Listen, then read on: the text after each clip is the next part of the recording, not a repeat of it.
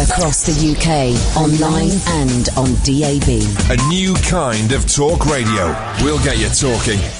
Talk radio. Oh, man alive. If you missed the last 3 hours, George Galloway was an absolute fire. How am I going to follow that? I don't really know tonight. I've not got a lot. So let's just open the phone lines and see what happens. I'm Iain Lee. This is Talk Radio.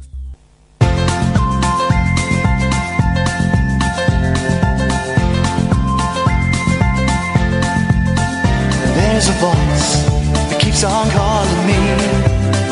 Down the road, it's where I'll always be. Every stop I make a new friend. Can't stay for long, just turn around and I'm gone again. Maybe tomorrow I'll wanna settle down. Until tomorrow I'll just keep moving on. Down this road that never seems to end. When new adventure lies just around the bend. So if you wanna join me for a while, just grab your hat, come travel light, that's old style. Maybe tomorrow I'll wanna settle down. Until tomorrow, the whole world is my home. So if you wanna join me for a while, just grab your hat, come travel light, that's old style. Maybe tomorrow I'll wanna settle down. Until tomorrow I'll just keep moving on.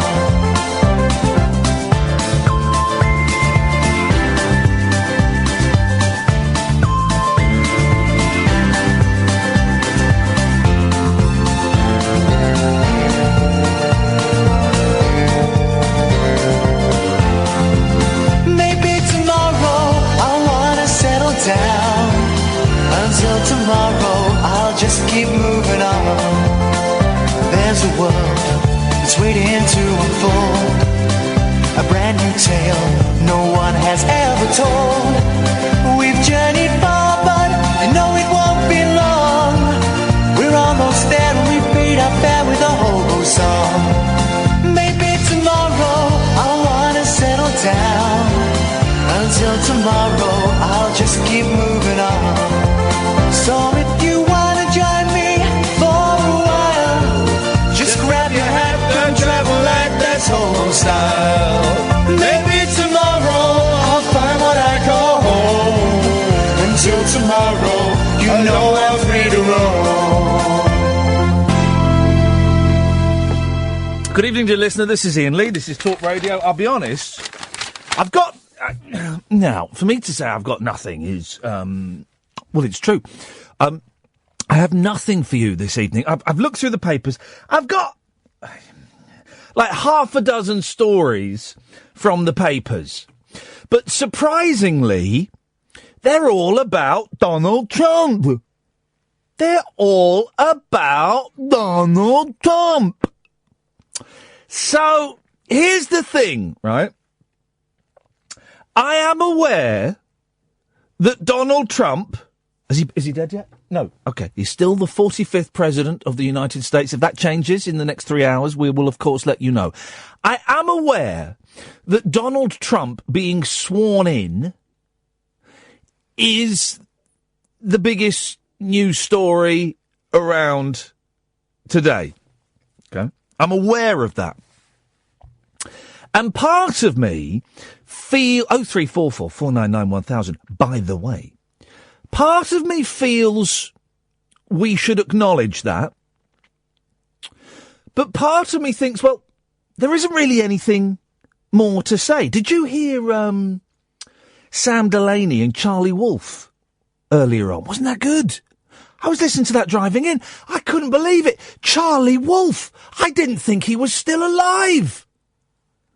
I thought he died in the 90s. I'm joking. I drove in super fast, so I got to meet Charlie Wolf. I grabbed him just as he was leaving the building. You know me, right? I am a proper radio geek. I'm what could be described as an anorak, right? And I used to listen to Charlie Wolf back in the day, and when I heard he was on with Sam, co-hosting the drive time show, I thought, oh, this will be interesting. I wonder if Wolf has still got what it takes. Boy, oh boy, he does. Here's the thing, right? As I said to him, I never met him before. And I think we've spoken on Twitter before and email in the past, but I've never met him. And I did dash in super fast so that I could pop in and say hello to him before he left. And I said to him, I said, Charlie, I am against everything that you stand for. But I don't know if I like listening to you on the radio. And that, for me, is great. I like listening to people that I don't really agree with. You know, I listen to some people that I kind of agree with. And I'm more politically inclined to agree with George Galloway than Charlie Wolf. But there are huge swathes of what Galloway believes in that I don't. I think is utter rubbish. But boy, oh boy, isn't it fun listening to it? I said to Charlie Wolf, I said, I don't agree with anything you say, but I like listening to you because it challenges my ideas, and very, very occasionally you'll say something that will make me realise I'm wrong. More often than not, it will help me strengthen my arguments and my beliefs. And I think that's part of the fun, isn't it, of listening to radio, is listening to people that you don't necessarily agree with. Now, I kind of imagine that a lot of you listening to this, we kind of come from a similar political background. And we're getting more and more open about talking about our feelings and our emotions and all of that. And I had two emails today, I won't name them, but two emails from two fellas who have both been struggling massively with, like, depression, and I think one of them had a problem with booze and all of that. And they kind of got in touch and said, oh, you know, thanks for your show. It's made it easier for me to address that I might have a problem with this or a problem with that. And one of my mid to late January resolutions is to try and reply to people when they email me. I'm rubbish at replying to people. When I get an email that warrants a reply, I normally read it and go, oh, I need to sit down and compose a reply to that, so I'll do that later. Of course, I never do it. I never get round to it. So I'm trying to make more of an effort, even if it's just, and it probably will be just, a one-line reply. And I replied to both of these gentlemen with very similar replies saying, oh, thanks, man. I don't know what to say to that, but I'm glad you shared it with me. So I'm guessing that the majority of us kind of all come from the same similar political slant. By the way, you can call in. I'm just sitting here talking until someone calls in. 0344 499 1000. We'll find an anchor in a bit. It might take me a bit longer this evening because it's been a long old week and a long old day. We'll find an anchor in a bit, I promise. Until then, you can phone in with anything you want whatsoever.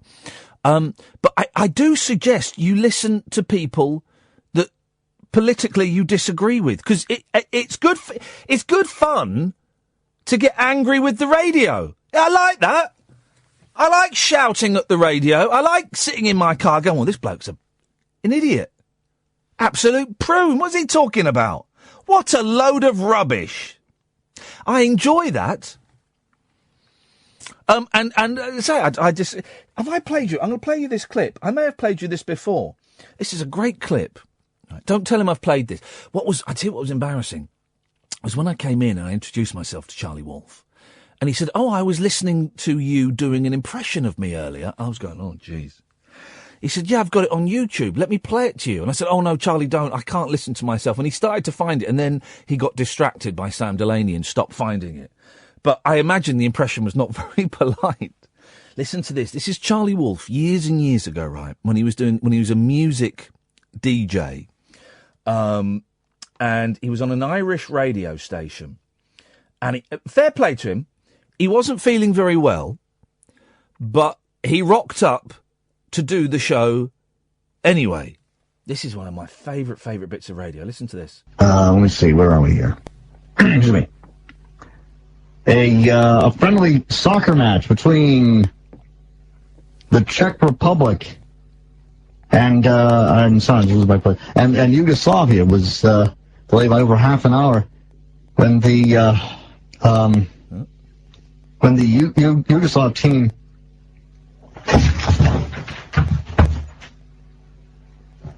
Blimey. Wait. This is going out live on the radio. Incredible. Silence.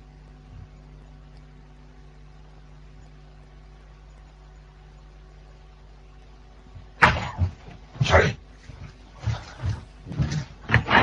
You all right?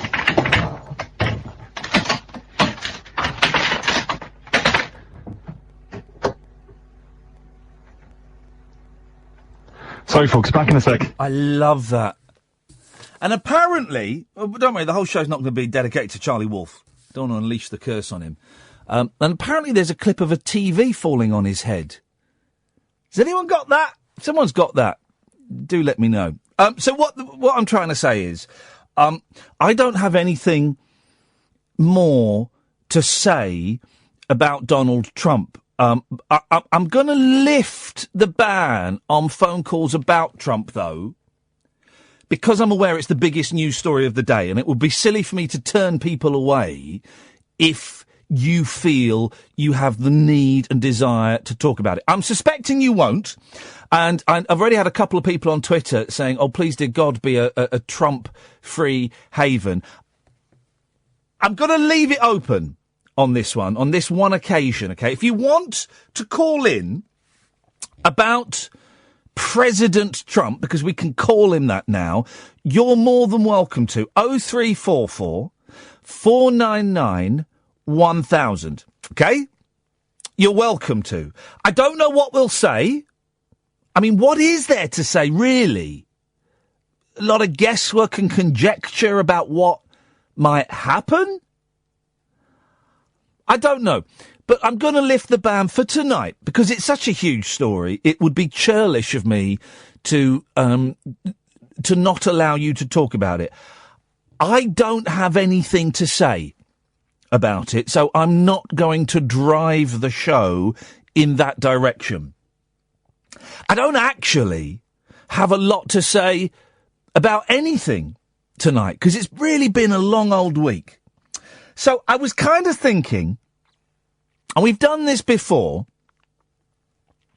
why don't you just, if you just want to phone up and just check in and say, do you know what, Iain? I've made another week. I've made it another week. Because there's lots of doom and gloom. If you go on Twitter and lots of people are, predicting the end of the world and there's going to be a nuclear war and Trump being inaugurated is the worst thing that could possibly ever happen and, so it's a little bit miserable out there. So if you just want to pick up the phone and check in and say, you know what? I've made it another week. Some people didn't make it another week. Some people didn't get this far. Some people didn't get to 10:15 on a Friday night in a week in the second half of January. Some people didn't make it. So there's something there, isn't there? There's something we've got to celebrate. So it's going to be a vague, open-ended, shifting show that's kind of dictated by you and your calls, or lack of calls. You don't want to phone in? You don't have to phone in. I'll just sit here and, what do they call it? I'll brain fart for the next 2 hours and 45 minutes. Quite happy to do that. See, we've got Phil lined up. I see we've got Paul lined up. 0344 499 1000. Late nights with Iain Lee. It's going to be a gentle show this evening, I think. Is that all right with you? This is Talk Radio. Uncut after-hours conversation for the up-all-night generation. Late night Iain Lee on Talk Radio. We have ways of making you talk. 0344 499 1000 is the telephone number. Let's go to Phil. Good evening, Phil. Oh, good evening, Iain. How are you? How am I? I'm all right. I'm really tired, Phil. The going back on the mirtazapine has knocked me for six a bit. I'm on new pills as well, and so I want to gurn a lot. I was gurning. I realised I was in a lift today, and I was gurning in the lift, and I felt a bit embarrassed. I went for a meeting, and the person I was supposed to be meeting wasn't there. There was a little bit of a mix-up, shall we say, and so that I was very excited about the meeting, and I came away feeling very disappointed. I did a voiceover for Channel 5, it was a good show, but I always find them quite stressful to do. And I'm up early tomorrow because it's my boy's birthday, which will be brilliant, but it means I'll get about 4 hours sleep, and it's going to be a really action-packed weekend. So I'm looking forward to that. It'll be exciting, but I'm a little bit apprehensive. So that's how I am, Phil. Okay, well, my turn now then. Well, I've made it another week. I've had a busy week. I work in London, so I've been in London all day. We had like a company review meeting, so I was in the office all day. But I've had plans for this weekend. I spoke to you a few weeks last Friday and the Friday before, and I've been really drunk. And I promise you, Ian, this week I am actually sober. You probably couldn't guess where I am, but I'm actually out camping now in my tent. Camping in this weather? Are you nuts? Yeah, I am nuts. Yeah, Flipping heck, man. What do you want to do that for? Well, because I'm practising for this charity walk I'm doing, I thought I should get home. So worked in London all day, up really early, worked in London, had the meeting, got on the train, packed train, came home. I had my backpack all packed up and ready to go. So as soon as I got in, had something to eat, got my backpack on, walked out. I walked about 3 miles. I'm on the North Downs Way at the moment. Yeah. Put my tent up in the dark. But I've got like a head torch, but that kept going out. So I've got my tent up. So I'm literally here in my tent, and I thought I'd just give you a quick call because, like I say, I've had a few things to say, a few things on my mind. I've been thinking about phoning you all week. Yeah. And I just wanted to just have a little chat with you. Because last time we spoke, you were steaming.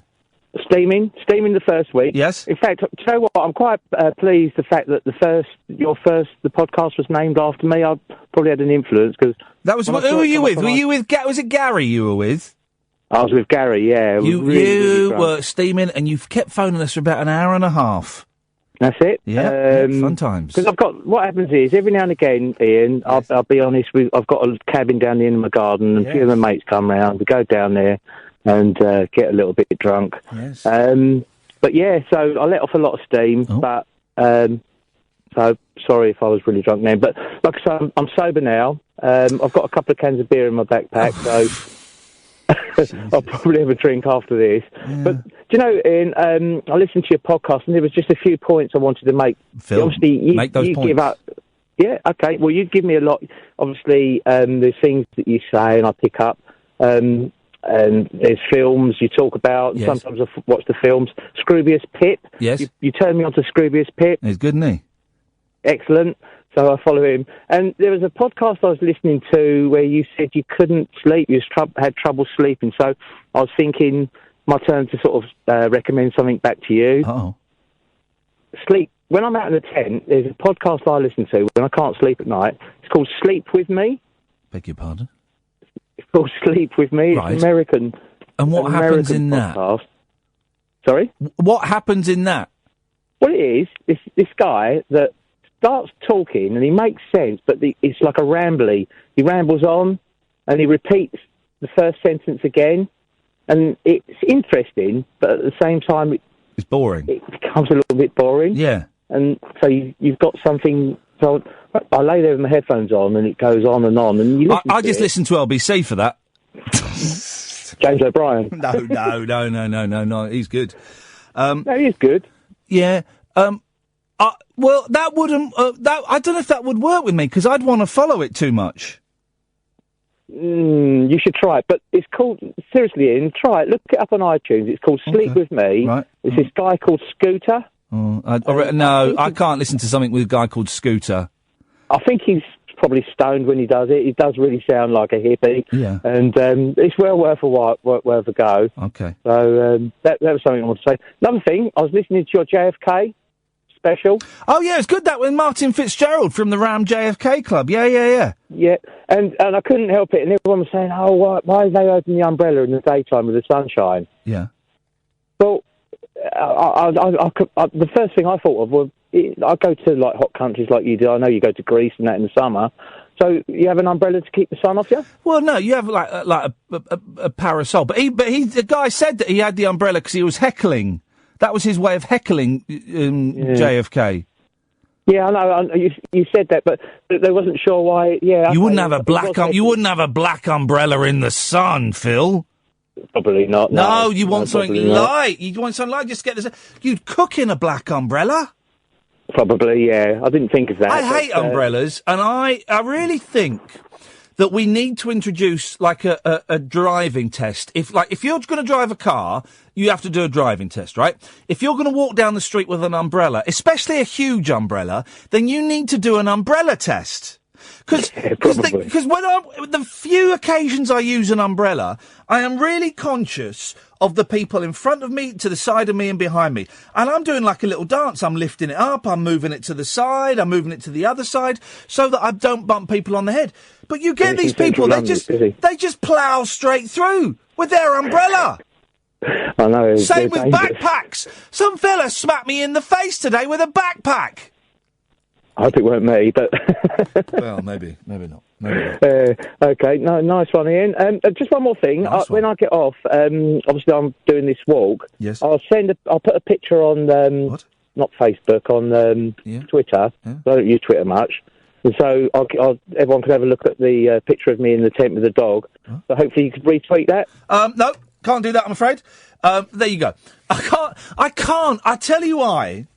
0344 499 1000. I tell you why. I have made I made a decision quite a long time ago not to retweet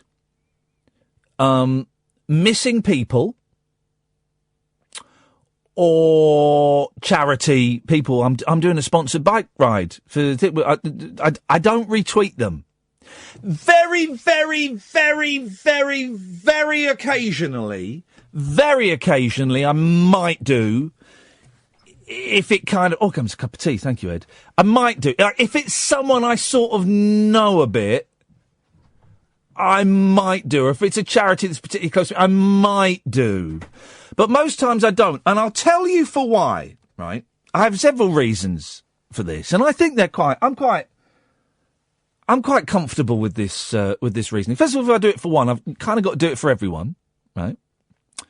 Secondly, I do wonder if me retweeting, hey Ian, I'm cycling from London to Brighton for cancer. Could you retweet it, please? Here's my Just Giving page. I'd be surprised if anybody I retweet that to goes to the Just Giving page and gives a £5 or a couple of quid or a £10. I don't think anyone would do that. So that's another reason I don't. And also, I just don't want to do it. I just don't want to retweet people's charity thing. I've been on Twitter all night trying to sell stuff. Do you know what I mean? Trying to sell my wares. I can't really explain. Does that sound mean? Does that sound miserable to you? Does it sound selfish? I mean, I've got 51,000 followers. Does that sound selfish that I don't retweet your charity things? I just think once you start doing it for one person, then, well, you retweeted that. Why won't you retweet mine? Can you help? We've lost, my uncle's gone missing. Been missing since the 2nd of January. Could you retweet this picture, please? I'm gonna say no. I'm gonna say no in most instances. Because I don't... Well, you know I have a strange relationship with Twitter anyway. And, I don't know, maybe I'm just a bit grumpy and a bit miserable. 0344 499 1000 is the telephone number. Late Nights with Iain Lee on Talk Radio. Late Night Iain Lee.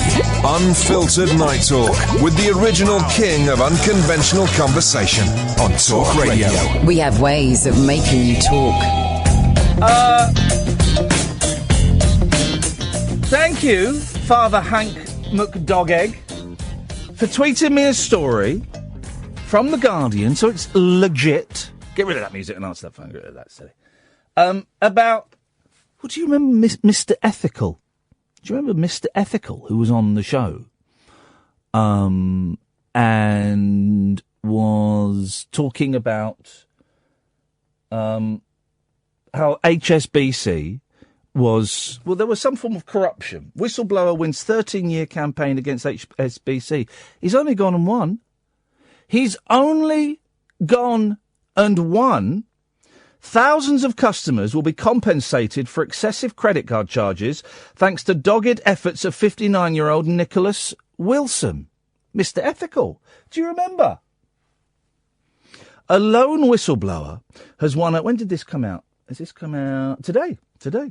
A lone whistleblower has won a 13-year David and Goliath battle against HSBC and Britain's chief financial watchdog, resulting in a multi-million-pound compensation payout to thousands of people.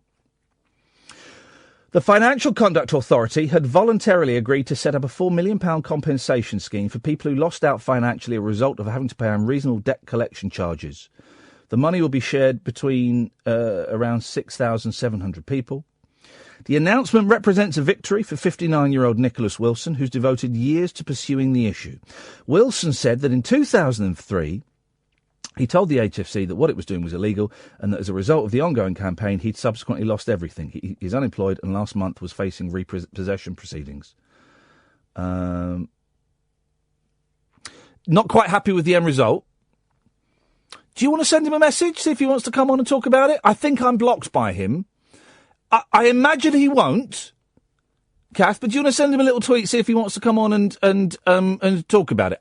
I imagine he won't. He didn't enjoy his last experience. Wilson told The Guardian he was delighted it had finally been acknowledged there was some wrongdoing, but he added the figures they're talking about are derisory. He's always claimed that hundreds of thousands of people will overcharge, though this has constantly been rejected by the HSBC. So this story would suggest that he was partly right, but partly overblowing the story. I'm sure he would disagree. Then it goes into lots of stats. Wilson lives in Hastings, East Sussex, and used to work for a firm of solicitors, which is where he said he became aware that a number of people have been overcharged. Okay,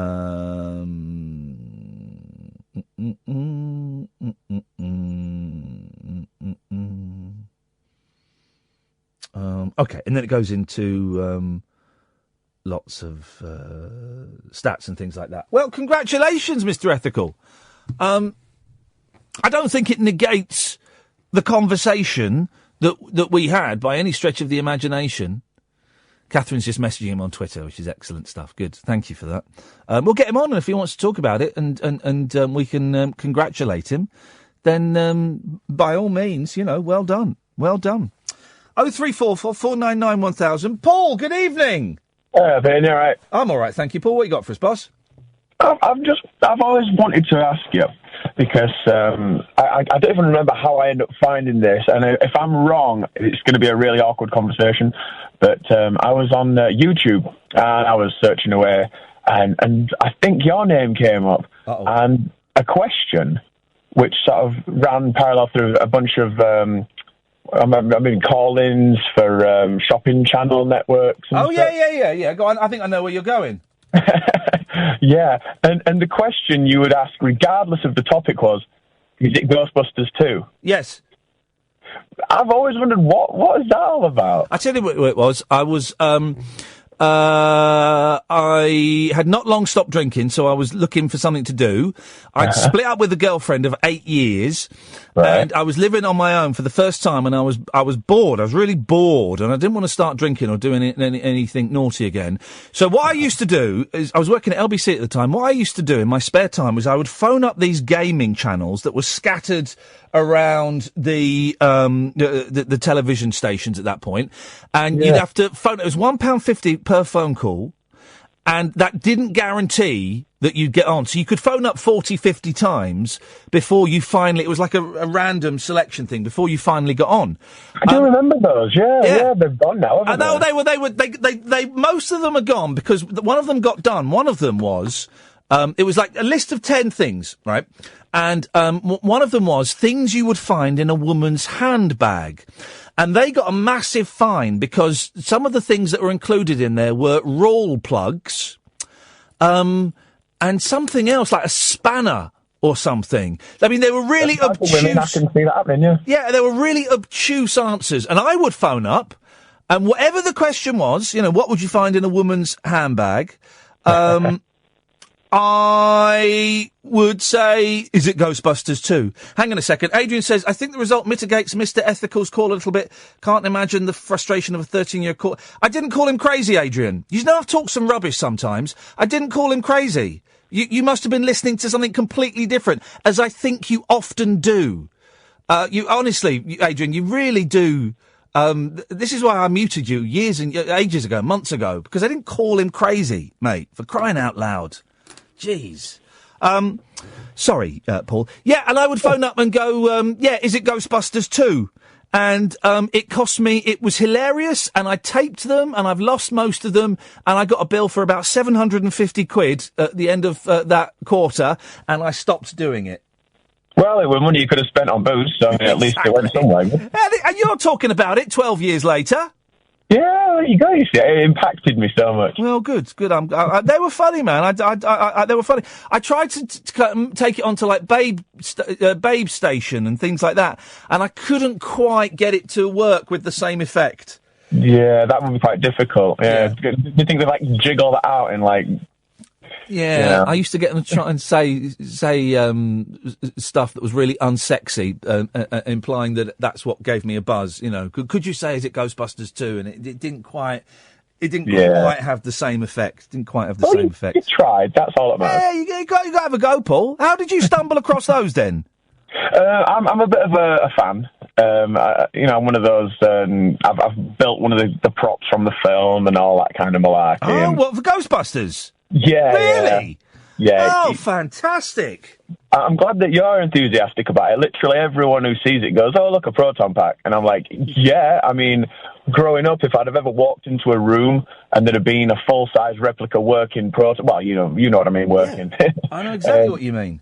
It'd have absolutely blown my mind. I had one guy who I think he was surveying the house I was in at the time, checking out the rooms. He walks in, and it's right there, and it's practically on, like a display cabinet, and he just took it like it was just another vase or whatever. Yeah. Like, you kidding me? Beautiful. Well, it's something that you can find specs for and put together. If you get down like B&Q or something, get some wood panels and shape them, and it's there, it's done. Once you've got it forever. And I thought, why not? I said to the wife, "Well, now I'm building a proton pack." She went, "Please don't." And I went, Have okay, you not? Are you not going to build the Ghostbusters car? I've got a bunch of friends who we've talked about this, but do it. Cadillac Meteor Millers. Do it. They're really rare nowadays, because even back then when they made the film, they were old cars, they were classic, and now if you find it and it isn't rusted through thoroughly, it's one of those rarities that if you actually desecrate it in that way, you've got some purists that'll probably come round and take your kneecaps off. Yeah, I know what you mean. It's good to have a hobby, though. Well, it's what it is. Paul, nice one, mate. Thanks for calling in. I appreciate that. 0344 499 1000. Hassan! Ian, good evening. Good evening, Hassan. Now, I know what you're thinking, probably. Dull guy back on air again. No, I'm not thinking that at all, man. I'm glad you're still alive. No, I had to call in tonight because just an update on last night, really, because I called you last night. Yeah, you were in a lousy space. I was lousy. Yeah.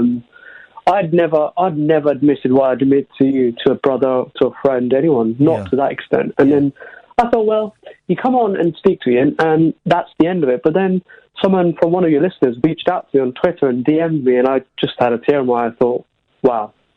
And he said, well, if you ever need to talk, I'm here. And then I heard your call with Lorna. Lorna, I heard it in the podcast earlier. Yeah. And I just thought, you know what? It's easy. Well, not easy, but, it's easy to commentate on a football match and to talk about Trump. But it's not so easy to relate, and that's what you do. And I know you don't like talking about yourself, but thank you from the bottom of the heart, because I even at work today, even the negative emails, I just read them and smiled. Well, you're welcome, Hassan. I'm glad you sound a whole lot better. And, it's up and down. It's bumpy and it's smooth. And I'm glad you didn't kill yourself, Seriously, I'm glad you didn't kill yourself, man. No, I appreciate it. It was just, I couldn't believe the kind of, well, I don't know what it was. What made me call you? I was so ashamed initially, but literally, I'm speechless now because. Hassan, I'm going to save us both embarrassment. I'm going to move on because it's time for a break. Thank you, mate. 0344 499 1000. Late Nights with Iain Lee on Talk Radio. Across the UK, online and on DAB. Late Night, Iain Lee on Talk Radio. We have ways of making you talk.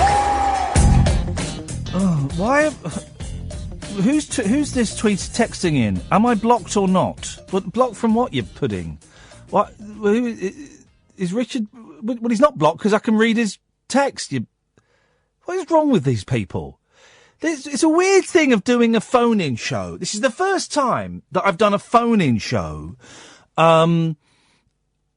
since Twitter. All right. I mean, the last show I did wasn't really a phone-in show. And when I was at Absolute and it was a phone-in show, Twitter was just starting. So it's the first time I've done a phone-in show with Twitter and Facebook as integral parts of the show. And it's really interesting. I know this is a text, but it's really interesting the sense of entitlement that some people have, and they assume because they don't get a reply to a text or a tweet or a Facebook post, they assume that they're blocked or they're banned or they're being ignored or that Catherine has gone off them or I'm upset by something. Well, no. First of all, I very rarely read out the texts or tweets on the show because it's a phone-in show, and I think occasionally I'll read some out. Of course I will. But as a listener, I think listening to a host reading out other people's texts and tweets, I'd rather either hear them talking to phone calls or hear them pontificating on what's going on around the world or in their head. But it's this weird... I don't even know who Richard is. It's this weird sense of entitlement. Oh God! Well, if I'm blocked, then that's it. Bye, goodbye. You'll never hear from me again. Okay. I'll sleep. It's weird, Julie, isn't it? It's weird. People are weird. I don't think people are weird. I don't think. Oh no, Mr. Ethical is going to come on. He is going to come on. Brilliant. All right, that'll be interesting. He said, I believe that last time I came on, Iain Lee took the piss out of me, and I just said, look, we just want to congratulate you. I don't think we did take the mick, and be good to get a catch up. So maybe in about half an hour or so, we'll have Mr. Ethical on, who's had a victory. I don't want to say partial. Well, a victory. Let's leave it at that, and let's see what he says. Julie, what have you called in for? Oh, just a bit of silliness to say that I've made it through the week and I really embarrassed myself today. What did you do? So yesterday, I broke my tooth. Oh. I was only eating something soft. A piece of my tooth fell off. Chewing something soft? Again, it's just you make your own jokes at home, guys. And so I booked an emergency dentist appointment. Yeah. And my dentist is a 3-minute walk from my house. Yep. On the way to the dentist for my broken tooth, I tripped up over a paving slab. Put my hand out in front of me and dislocated my shoulder as I fell. Baby. Did you have did you have to go to the hospital? Well, I phoned for an ambulance because, to start with, this is at 4:00 in the afternoon, and I have been to A&E and I've now got my arm in a sling, but I fell over because I was only going round the corner. I had on the most ridiculous outfit, a big green fur coat, and I was only going round the corner, and because I fell over flat on my front, I think that people might have thought that I was, I don't know, drunk or disturbed, because people were walking over me. Oh. I mean, I live in the suburbs. No, really? Walking over me. They weren't there's not a lot of people, but some people. Did they not offer to help or anything? One woman did, and she's like, and then once somebody, I think, sees somebody asking if they're okay, I think then the guilt, something, then everybody will. Well, that's a known psychological effect, isn't it? That people, if there are a group of people watching an incident, they can all stay as spectators until one person breaks the seal, so to speak, and then everyone feels kind of exactly that they're allowed to so do it. So I phoned my son, who was on study leave. I've fallen over around the corner. Please, could you come and help me up? And there's an old lady who said, "Are you okay? Oh, just stay still, don't move, blah blah blah." And then the man came over. "Is she okay?" "Don't be stupid. Of course she's not okay." Wow. And they had a big row about whether I was okay or not. Now, you dislocated your shoulder. Please tell me that involved someone popping your arm back in. Do you know what? Having watched lots of Lethal Weapon movies, as one does, I was in excruciating pain. I mean, worse than childbirth. And I couldn't move, so I phoned an ambulance because I just couldn't move, and was told, and because it's not life-threatening, was said, it might be up to an hour, the ambulance. Yeah. And after an hour and a half, I was in so much pain, and the noises I was making, the wailing. The wailing. I'd have melt that. As I threw my head back, wailing, and was holding onto my arm, I actually popped my own shoulder back into its socket. Hey, flipping heck! You self-operated. I did. I'd like to say it was a bit more Mel Gibson and, ran my shoulder against a wall or something. Please tell me, Julie, that you're in pain and then you heard and everything was fine. Yes. Was it that? Pretty much. I mean, yes. Wow. Beautiful. So, I mean, it was still sore, but, I could at least move. So went to A&E, was seen within half an hour. But it was to see, even though I was lying on the floor in excruciating agony, to kind of think, if I saw that happen, I think I might have laughed. Here we go. You've given me an idea for the best phone-in, right? The best phone-in of the week. Operations you think you could do on your own, right? And I'm going to go in with two. I could do the popping someone's arm back in. I could do that. I think I could also do, and I can't even say it properly, I could also do a tracheotomy. Tracheotomy, yeah. I could do that. All you need, because I saw it on a programme, all you need, I've got the equipment here, all you need is a biro. All you need is a biro, and you take the back off, and you take the pen bit out, so you've just got the tube, and you just slam it into someone's throat, and it pierces. And if they can't breathe, you put it in there, and they can breathe instantly. You've saved their lives. I could do that. I don't even think I could do the Heimlich manoeuvre on something. I've done the Heimlich manoeuvre. Does it work like it shows in the film? Oh, mate, it's brilliant. I did it on my mum. I did it on my mum. She was choking on a bit of chicken. I don't know why I'm laughing. I'm so sorry. No, it was funny. She was choking, and she was sat there, and she was choking, and she chokes a bit, because this is age ago when she was still at home. But she quite often chokes with her food. And she was choking, and it was funny and stuff, and then she started laughing, and then the laughter turned into a panic laughter, and then she actually started turning blue. And I'm thinking, Christ. So I'm kind of smacking her on the back, but not hard. I said, right, Mum, I'm going to do the Heimlich, right? So I stood her up, I got behind her, arms around her, pulled it, boom, boom. Third one, bit of chicken went flying right across the room. It was brilliant. I felt so good. I've always wondered if it does kind of work like that, like you see in the film. He died last week, Dr. Heimlich, didn't he? Did he? Yeah, 90. Did he? No, wouldn't that be beautiful? No, 95 years old. He died of just like being old and stuff. I don't know. But yeah. So I can do Heimlich manoeuvre, popping a limb back in, and a tracheotomy. If anyone could, any operations you think you can do, 0344 499 1000. Thank you, Julie. Let's go to Jay. Evening, Jay. I reckon I could lance a boil. I hope that's not a euphemism about my producer. No. No. Why? No. Why? With boils, right? Yeah. Why do you have to lance them? Why can't you just squeeze them like a spot? I don't think you're supposed to squeeze spots either once they get too big. Because there's so much under there, and aren't they in like little sacks as well? You have to get all the sack out. Have you ever? There's videos on YouTube of people squeezing huge boils like that, and the pus. Yeah, it really is. It's like it's one of those dark recesses of YouTube that you end up at 3 a.m. It is absolutely. I remember at work there was just like someone had like a 15-minute compilation of these videos, and it was just the initial spurt. It was just disgusting. It was disgusting, Jay. Yeah, but I reckon I could do that. And ingrown toenails, that kind of stuff. That's the kind of level of operations I can manage. I don't quite know. What is an ingrowing toenail? It's when your toe is growing into your skin. Toenails growing into your skin. Oh, is that all? Yeah. Well, why does it do that? Sometimes it goes. I don't know. I'm not a doctor, am I? I don't know. But sometimes it gets... Have you never had an ingrown toenail? No, of course not. Well, it's pretty common, I think.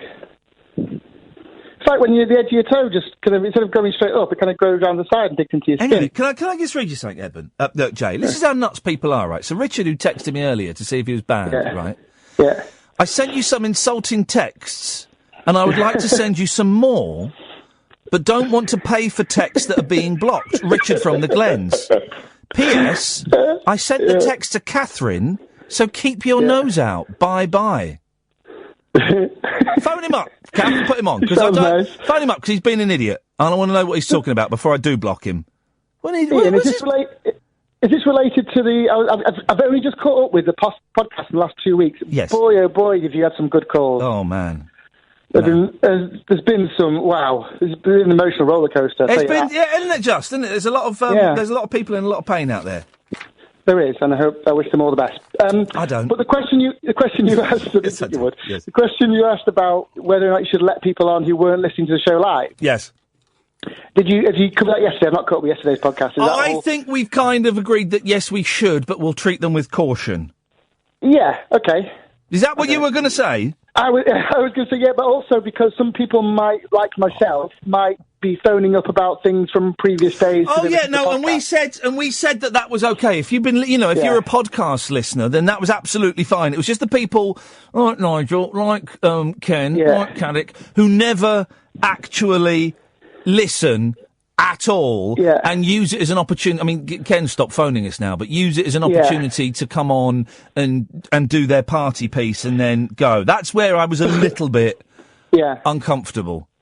But at least Caddick does actually engage in a nice conversation. Yes. That's why I think he's one of your better callers, regular callers. Don't say no. Jay, please. But like him and Katya, and they at least have a conversation with you, whereas Ken and Nigel kind of don't really. No, they talk at you. I guess, Kath, go on that microphone and tell me, I guess Richard didn't want to come on. I saw a heated discussion.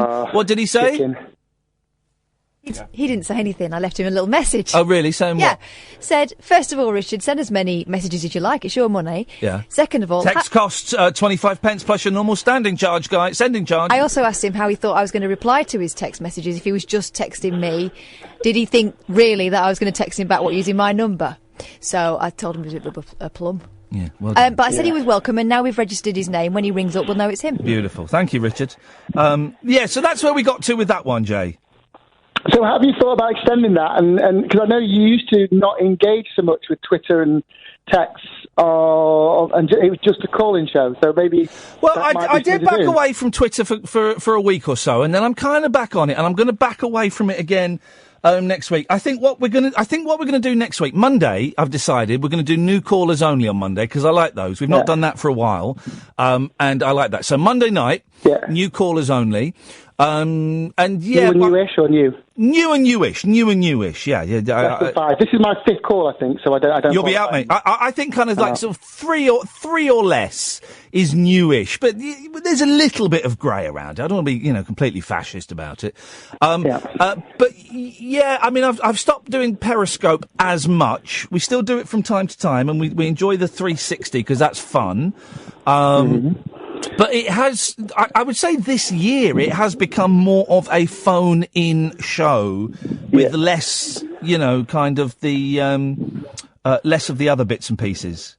Yeah, because you get people texting into every single show, don't you? And and I mean, the texts are all in front of me, and I tend not to give out the number. It's 87222 if you want to text, start with the word talk. But as a fan of radio, Jay, as I said, I don't really like listening to a host reading texts or reading tweets unless they're hilariously funny. I would prefer the person to either be taking calls or to just be talking, to be talking about what's in their head and stuff. I think that's good. Well, in the last call to you, I was telling you that I wasn't really a talk radio fan, and you recommended I listen to James Whale for a week. Did I? Oh, I'm sorry. It wasn't my cup of tea, really. No, and that's fine, and that's the beauty of it.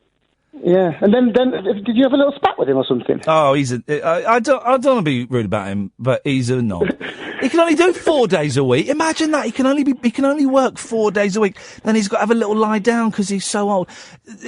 James is very old school, and I don't mean that as a compliment.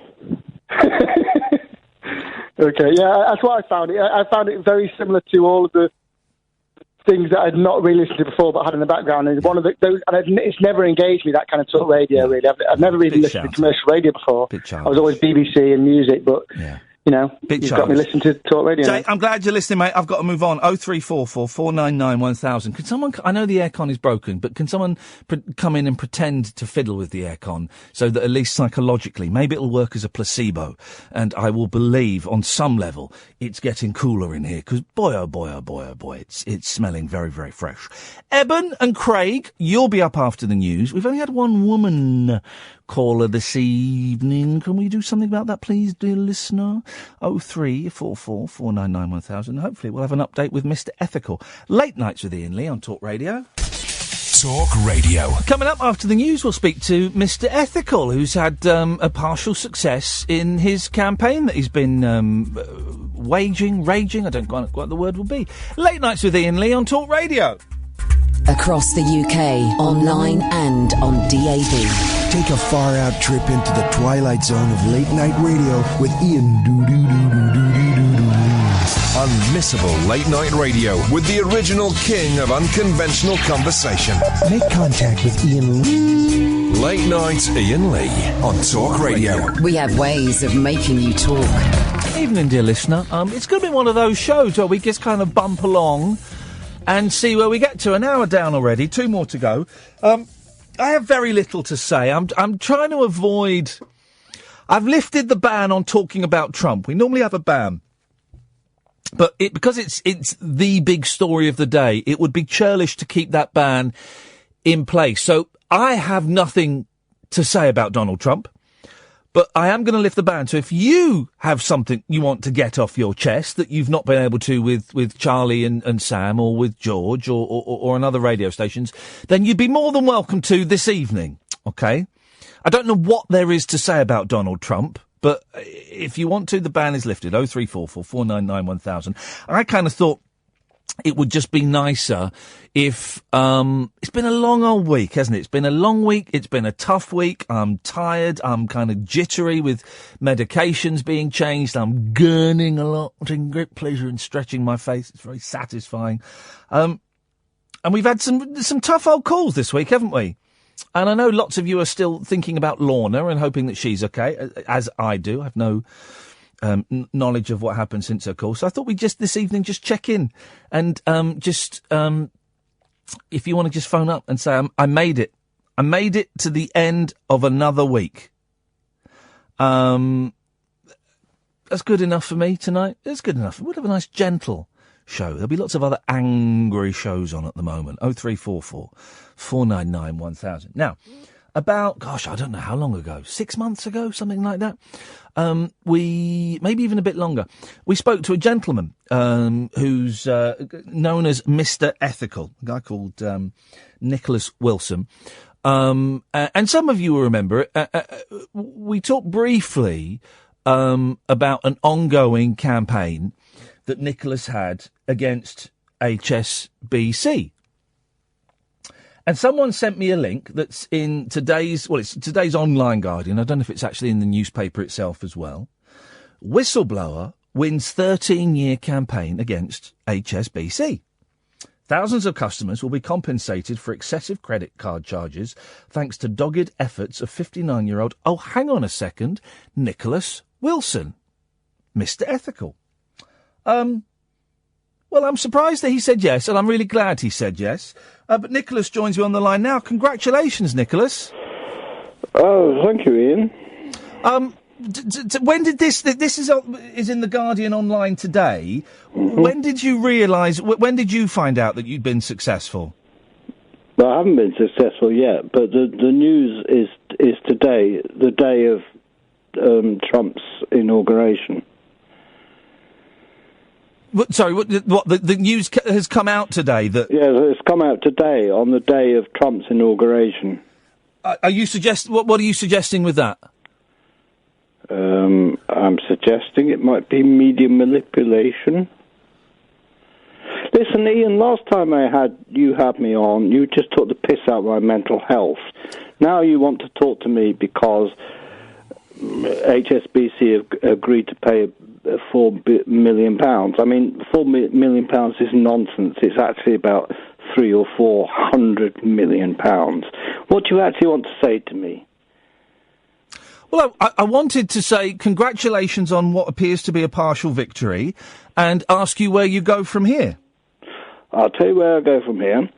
I continue to campaign for people who have been ripped off by HSBC. I continue to campaign about the media and people like you that do not allow this story to get out. I continue to campaign. Here, what do you want to say? Whoa. Let me know when we have delay, please, Ed. Nicholas, calm down.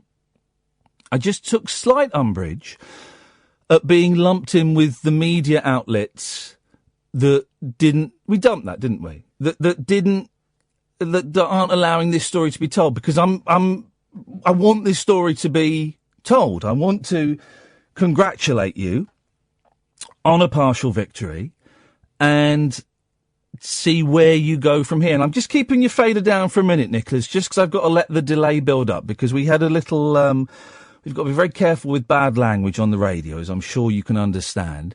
You will notice, as you heard in my introduction, that we have decided not to talk about Donald Trump, and we tend not to talk about him on this show, and instead we are giving, at the top of the hour, over to you to discuss this story. Apologies if you thought I took the mick last time. It's something that we both disagree on quite strongly, and that's fine. We are adults. We are allowed to disagree, and I'm still got your fader down, Nicholas, because I want to wait to make sure that we have enough delay just in case you get a little bit emotional again. That we can dump it. Because I can't allow bad language on the radio. We have very strict rules on the radio. There's no watershed on the radio like there is on the TV. So obviously offensive language is unacceptable, and it's something that we can't condone. And we have a computer system here called we have a 14-second delay, actually, which means I can use the double dump. We have that back. Nicholas, I'm about to turn your fader back up. I really appreciate it if there was no bad language. There we go. Fader back open. Nicholas. Be brave. Iain, be brave. I'm being brave by allowing you back on after the swear. You've got me. Yeah. You're the first, apart from BBC, you're the first media outlet that's got me on the radio today after the FCA. Yeah, and we wanted to congratulate you. Thank you very much. Right, dude.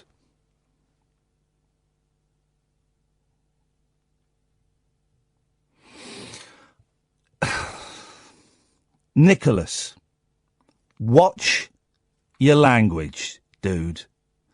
That's an orange card, which is somewhere in between yellow and red, all right? Watch your language.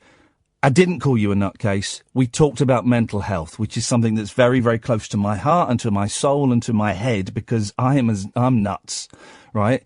So we talked about mental health as part of the conversation. Nicholas? You're getting more opportunities than most. And I think it... You wonder why you don't get on mainstream media, because of language like that, dude. Listen, I'm looking at my team who are monitoring the computer system. I'm already can feel my boss, who, if he's listening, sending me a strong email saying, why are you persevering with this?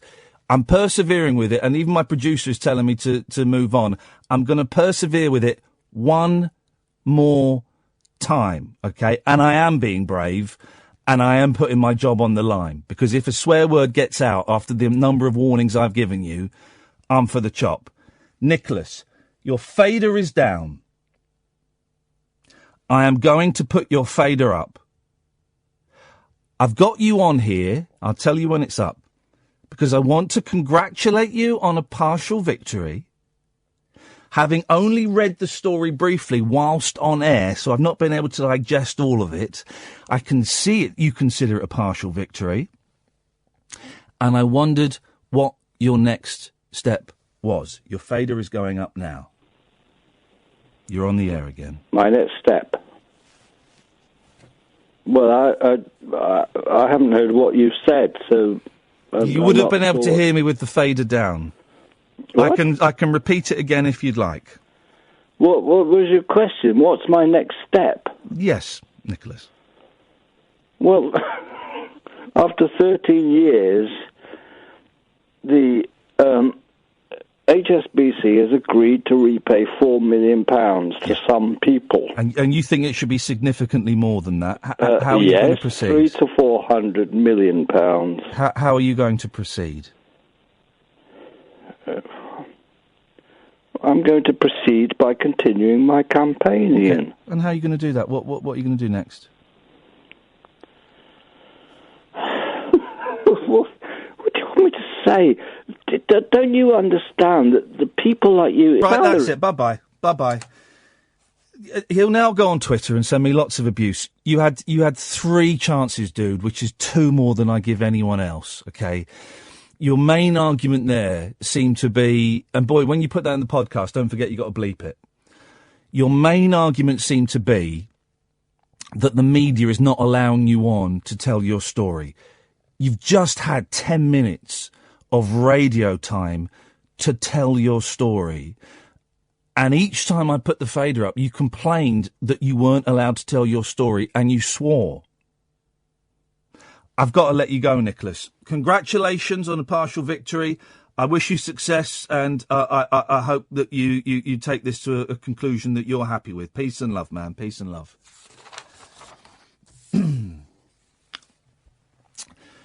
Here's something that will surprise you.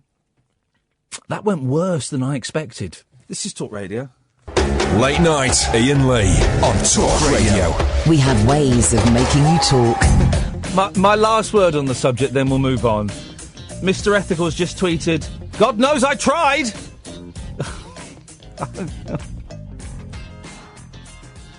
Do you know, the one that isn't my last word, this may be my last word, it was the F-bomb each time there that we hit the dump. So it was a full-on, it wasn't a light, it was a full-on swear. Class A, Category A.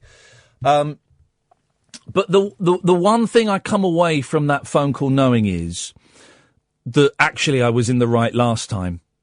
Because I did, if you heard the last phone call with Mr. Ethical, I know we've got lots of new listeners and things, so some of you may have missed it. But I have pondered in the last 6-7 months since that call. I have from time to time thought, well, did I play it right? Was I too arch? Was I trying to be too buoyed, too clever?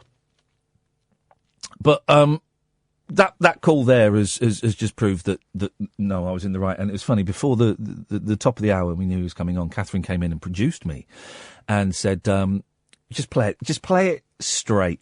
Play it absolutely straight. And we did, and that's a shame. Anyway, Nicholas, congratulations, and more power to your elbow. Eben! Hello? Now, can I check, have we got enough dump just in case Eben starts effing and jeffing? We got plenty of dump. All right, we're coming. No, I won't start swearing. Well, we don't know. We just don't know, no. Eben. We just don't know. I'm now being told that we're censored. Yeah, we're censored in that as much as you can't say the F word 3 times in a row. So, anyway, Eben, what you got for us, boss? I'm just phoning in to say how I totally agree with you about not sharing those charity things and that, because I've had a similar experience this week, actually. Tell me what happened, Eben. In school, one of my friends posted on Snapchat doing a cycle ride for British Heart Foundation, and I'm doing a sponsored swim. Yeah. Can everyone share this and donate as much money as he can? Yeah. And then the next day, she went into school and asked all the teachers for money. Oh. And all the because teachers, as we know, they're made of money. They're lighting cigars with £50 notes. Yeah. And what did you? And how did she get funny with anybody that didn't sponsor her? I'm not sure, because she hadn't actually approached me yet. She knows Ty Eben, you see. Here's the thing, and it's when I used to work at the BBC, quite often there was one presenter in particular who would send an email out. I'm doing a sponsored whatever it was, but I'm doing a sponsored cycle for MenCap. No, it was generally, no, he was doing sponsored stuff for his kid's school. That was it. I'm doing a sponsored cycle for Millie's primary school, and I'm going to name and shame everybody who doesn't pay. I thought, come on, man. A, it's a school, right? So it's not a proper charity. It's not like disabled kids or something. And B, up yours. Don't send an email out. Don't shame people because they don't want to sponsor you. How dare you do that? You've got no idea what I do with my cash and where I donate it and where I put it. So up yours, Dolores.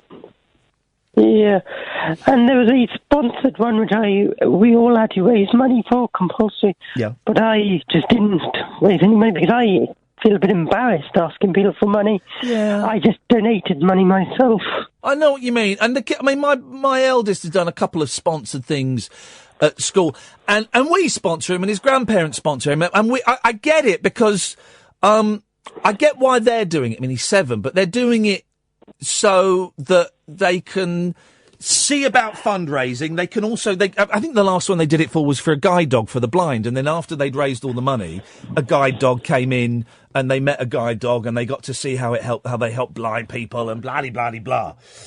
So there's an element to it. But yeah, I mean, charity. Yeah. Oh, charity. Anyway. Right. And I also wanted to say that I got through another week. Well done. It was a hard week. Has it been a tough one? Why has it been so tough? Just literally constant with work and school getting on the top of me. And I haven't been able to, leave the normal time. I have to at least stay, behind for half an hour. Just doing extra work and homework, catching up.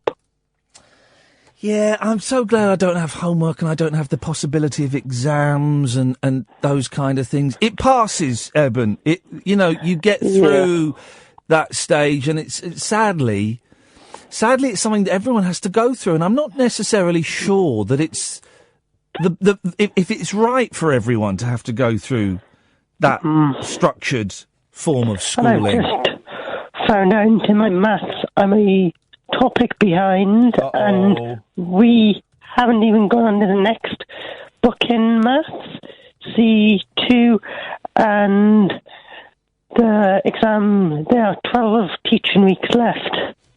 Oh, so how are you going to cram it all in? I'll probably have to get my dad to give me extra support because he's got a maths/physics degree. There you see. Get Dad to do it, Eben. Get your old man to do it. Thank you, Eben. Dredge! Kath just called me John. What's all that about? John? John, what do you prefer, John or Dredge? Dredge, I think, is better. Okay, John. What? Yes? Lee, be quiet. Yes, Dredge! That's Hello? like a proper... Now, that's a proper old-fashioned...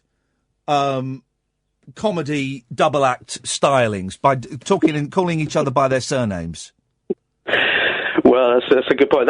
That's one of the things I was going to say was that things that are brilliant, I think, because, at the moment things seem a little bit bleak. Yes. So things that are brilliant include things like comedy. Do you know what I mean? Yeah. Without comedy, where would we be, Without double acts like Laurel and Hardy or, Man, I heard such a good documentary about Laurel and Hardy the other night about their British tours in 33, 40 and 53. It was absolutely blinding. And so what sort of thing were they talking about? Because I was wondering about listening to that. Well, they had interviews with some of the people that were there, including a guy that had driven them around, and I don't know if it was the woman who lived in Stan Laurel's old house that he was born in. They had people like that, and they had newsreel audio, and they had a really weird audio clip of them doing, talking about charities, doing like a promotional film for wounded soldiers. Because I think when they came here originally, when they came here around that time. They couldn't believe the incredible reception they got. Oh, it was like Beatlemania. In the streets. Yeah. Yeah. I mean, I would have gone. Do you know what I mean? Imagine seeing Laurel and Hardy even in 53 when they were way past their prime. But imagine seeing those guys live on stage. What a thrill! And things like that can really help you, I think, and can take your mind off the sort of grim realities of life sometimes. If you just watch them having an argument or watch one of their great routines, it's so great. But what do you think of these colorised versions? No, I think it's awful. I remember Tomorrow's World when they first showed us the colorised Laurel and Hardys. And I refuse. I think they're interesting for about 30 seconds. Because you go, oh, okay, right. But I think it's like urinating on a Picasso. I've done that. Oh! Well, in that case. No, I just think it's awful. Why would you colorise? This is one of the problems I had with that Beatles film. The Ron Howard Beatles film, is that they had colorised footage in it. That's a bit strange. Why is that? Is that to make it updated? Well, it's for the American audience, because Americans can't sit through 2 hours of black and white, so they colorised some of the footage, and I think it's criminal. It's black and white. It's black and white. That's what we've got to deal with. I used to like the music in Laurel and Hardy films as well. You know what I mean? Some of the. And they had a big hit single, didn't they? A big hit single with Trail of the Lonesome Pine. Yeah. I remember that when I was in the 70s. It was in the 70s, wasn't it? They were big in the 70s. They were always on at tea time. Do you remember the Laurel and Hardy cartoon? Yeah. What was that about? Nobody has ever said, do you know what, I prefer the cartoon. Okay, here we go. Let's play people that have been made into cartoon tennis. Right, ready? Oh, blimey. Oh, good. You can go first with Laurel and Hardy. I have got one, actually. I've got one. I'll go first then. Laurel and Hardy. No, I'll go first, actually. Okay, I'll go go on. first. Go on, Dredge. Laurel and Hardy. Can I have Laurel first? No, you can't. Okay. The Beatles. Yeah, you're right. Yeah, absolutely right. This is one I found out very, very recently. Abbott and Costello. A cartoon of Abbott and Costello! Yep. Okay, the Jackson 5. Oh, I've got loads. I've got loads. In that case, I come back at you with the Osmonds, I'm afraid. Have they got a cartoon, or are you just saying that? No, they have. Yeah, they have a cartoon. Fonz and the Happy Days gang. Oh, blimey. Do you remember that? They found they went time travelling with this sexy black woman called Cookie. And they had a talking dog in it. Yeah. And that wasn't in the... But if you think about Happy Days, they did have an alien in it. Yeah, that's true. That's where Mork and Mindy came from, Happy Days. Mork and Mindy. Yes. Mork and Mindy. They didn't have a cartoon. There was a cartoon. There was a cartoon. An animated cartoon. I'm not just talking about drawings in Looking. No, there was a Mork and Mindy thing, and that had something like a talking dog in it as well. Okay. Star Trek. Yep. Okay. I'm running out a bit now. I'm running out. I know. Got one more I'm sure of. Oh, blimey. People that have been made into cartoons. Mm-hmm. I suppose you could say Top Cat was a version of... Dredge, please, look, I can see your arse where you're bending over into that barrel to try and scrape the bottom of it. Disqualified. I'm not on Periscope. Disqualified. For heaven's sake. You could, of course, had the original Adam West Batman. You could... Holy hole in a donut. Holy hole in a donut. You could also have had... Oh, Mr. Bean you could have had. Oh, I know, I've got one now. Will the real Jerry Lewis please stand up? Yeah, that's true. Thank you. But the game was over, because you're out. Ah, I see. Thank you very much indeed. Anything else, or shall I cut you off? You can cut me off. There we go. Iain, stay off Twitter. Iain, stay off Twitter. Iain, stay off Twitter. Don't rise to it. Don't rise to it. Don't rise to it. He wants us to call him back. We're not going to. I think he had more than a fair crack at the whip there. 4 F-bombs. We got them all, didn't we? We got them all. Okay, we'll put that as a podcast. The interesting thing we found out, to our cost, about the podcasts is basically, the audio that Kath makes the podcast get pulled off the log, which is the recording of the show. Now, we assumed that if there was a dump in the show, that wouldn't be recorded on the log. So you just pull that audio off and you put it out, and the dumps will be included. We found out the hard way that that's not the case. The log records everything. Everything. The dumps don't get included. It records everything. And we found out once, I think it may have been a C-bomb. We put a podcast out and we started getting loads of messages going, it was an F or an S. It was quite a strong swear. But we're getting loads of messages saying, well, there's a swear word in this podcast. I'm going, well, how is that possible? So we will put Mr. Ethical out as part of a podcast. It will be bleeped. You get to hear the bleeps. Craig, you've been waiting for ages. I'll come to you in a second. 0344 499 1000. Late Nights with Iain Lee on Talk Radio. Uncut after-hours conversation for the up-all-night generation. Late Night Iain Lee on Talk Radio. We have ways of making you talk. The Harlem Globetrotters, of course. Well, tonight's phone-ins, as such, are people that have been turned into cartoons and operations you think you could do if push came to shove. I think, so far I've said I could pop someone's limb back in if it got dislocated, and a tracheotomy. I think, because I saw it done on a TV programme. No, I didn't. I read a book about it. Someone did it to themselves. I think I could do an appendix. I think I could. I mean, if you were stuck on a desert island and there was no chance of rescuing and you were going to die of your appendix, it was going to explode and you were going to die, I think I could do it. If I had it would be helpful if I had a book to show me where. But it's there, isn't it? It's there, and it's like a little sack. I'm pointing between my legs. I'm not. It's about there, and it's a little sack. I think I could do that. Then you whip it out, sew them up, and then just pour loads of rum. I don't know why I'm assuming we'll be stuck with rum on this desert. Just pour rum over it. I might take a kidney out as well. See how I feel. It's dinner, isn't it? Can you eat human kidneys like you can eat pig's kidneys? I guess so. I guess you can. 0344 499 1000 is the telephone number if you want to give us a call. Craig.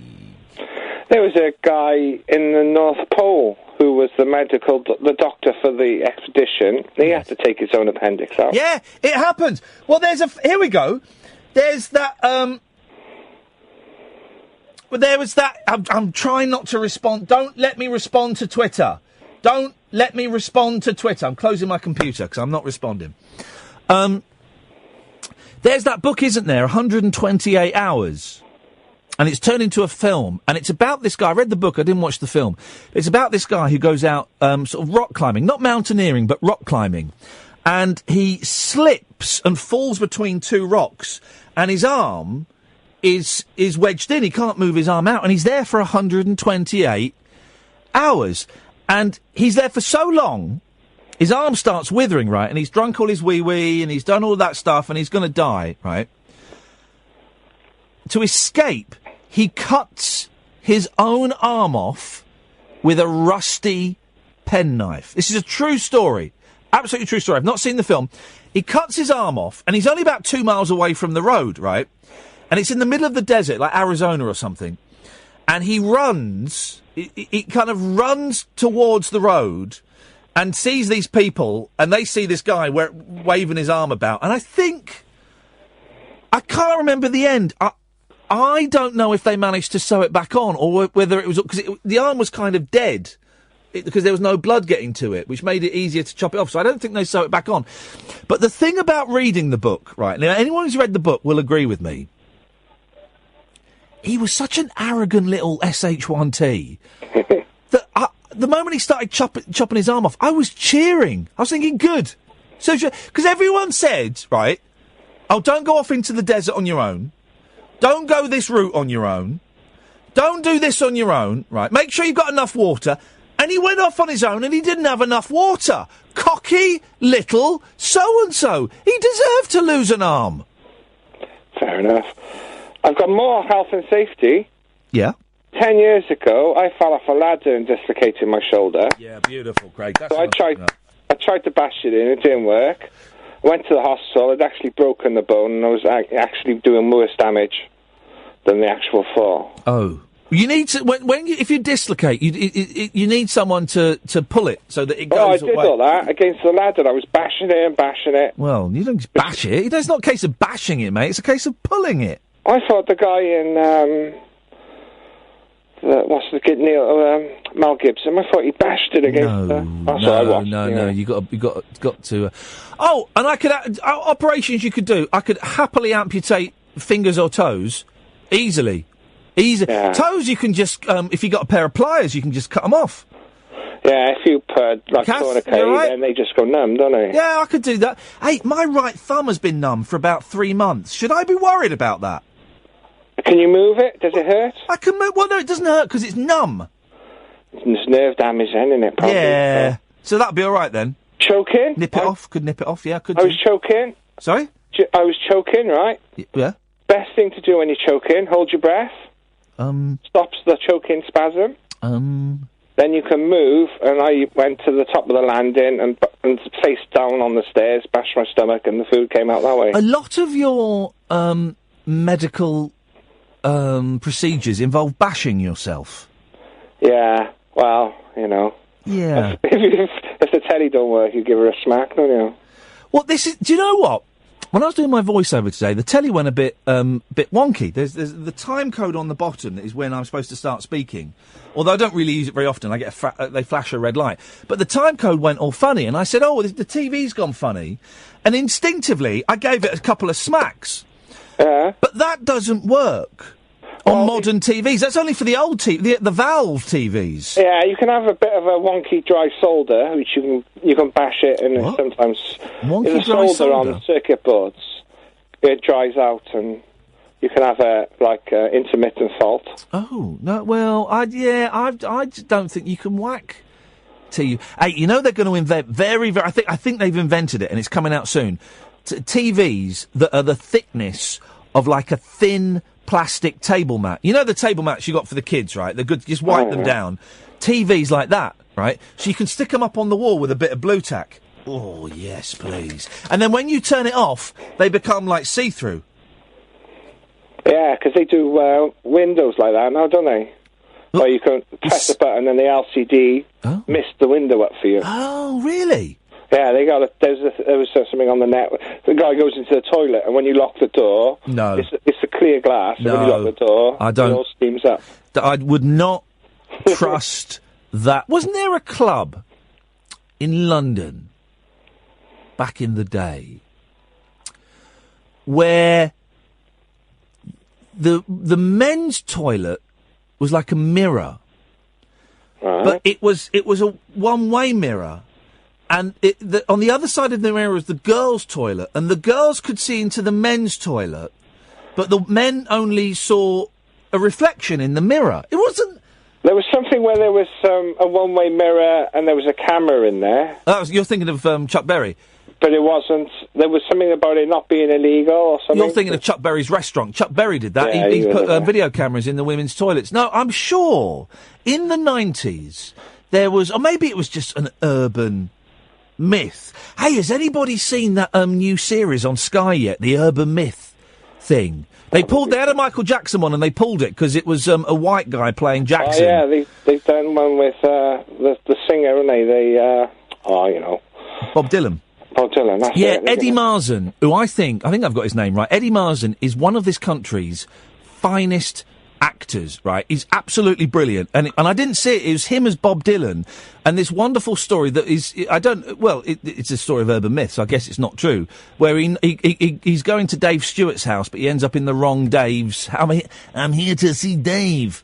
Well, Dave's out at the moment, love. Do you want to come in and wait for him? Okay. And then it's some other bloke called Dave. Hey, that's not a bad Dylan, is it? Okay, I'm Bob Dylan. I'm going to come here to see Dave. I saw him. I've seen him in the cowboy film, but I don't know much about Dylan. Oh, Dylan, he was in not Butch Cassidy and the Sundance Kid. What was the cowboy film? It was a good one. I think was it Jack Nicholson in it as well? It might not have been Chris Jack. Christopherson was in it, wasn't he? That's it, Chris Christopherson. He's great. Pat. It was Pat Garrett and Billy. Pat Garrett and Billy the Kid, wasn't it? I love my cowboy films. There's a brilliant. I've never liked cowboy films, and I always used to think I was. Here's the thing: I always used to think I was gay because I didn't like cowboy films, because I didn't like football and I didn't like cowboy films, and I'd really try as a youngster to watch football and watch cowboy films so that I wouldn't be gay. Turns out you can dislike those things and not be a homosexual, so that's okay. Bonus. No, there was no bonus, but there was Bob Dylan made a film in the 80s called, I think, Hearts of Fire.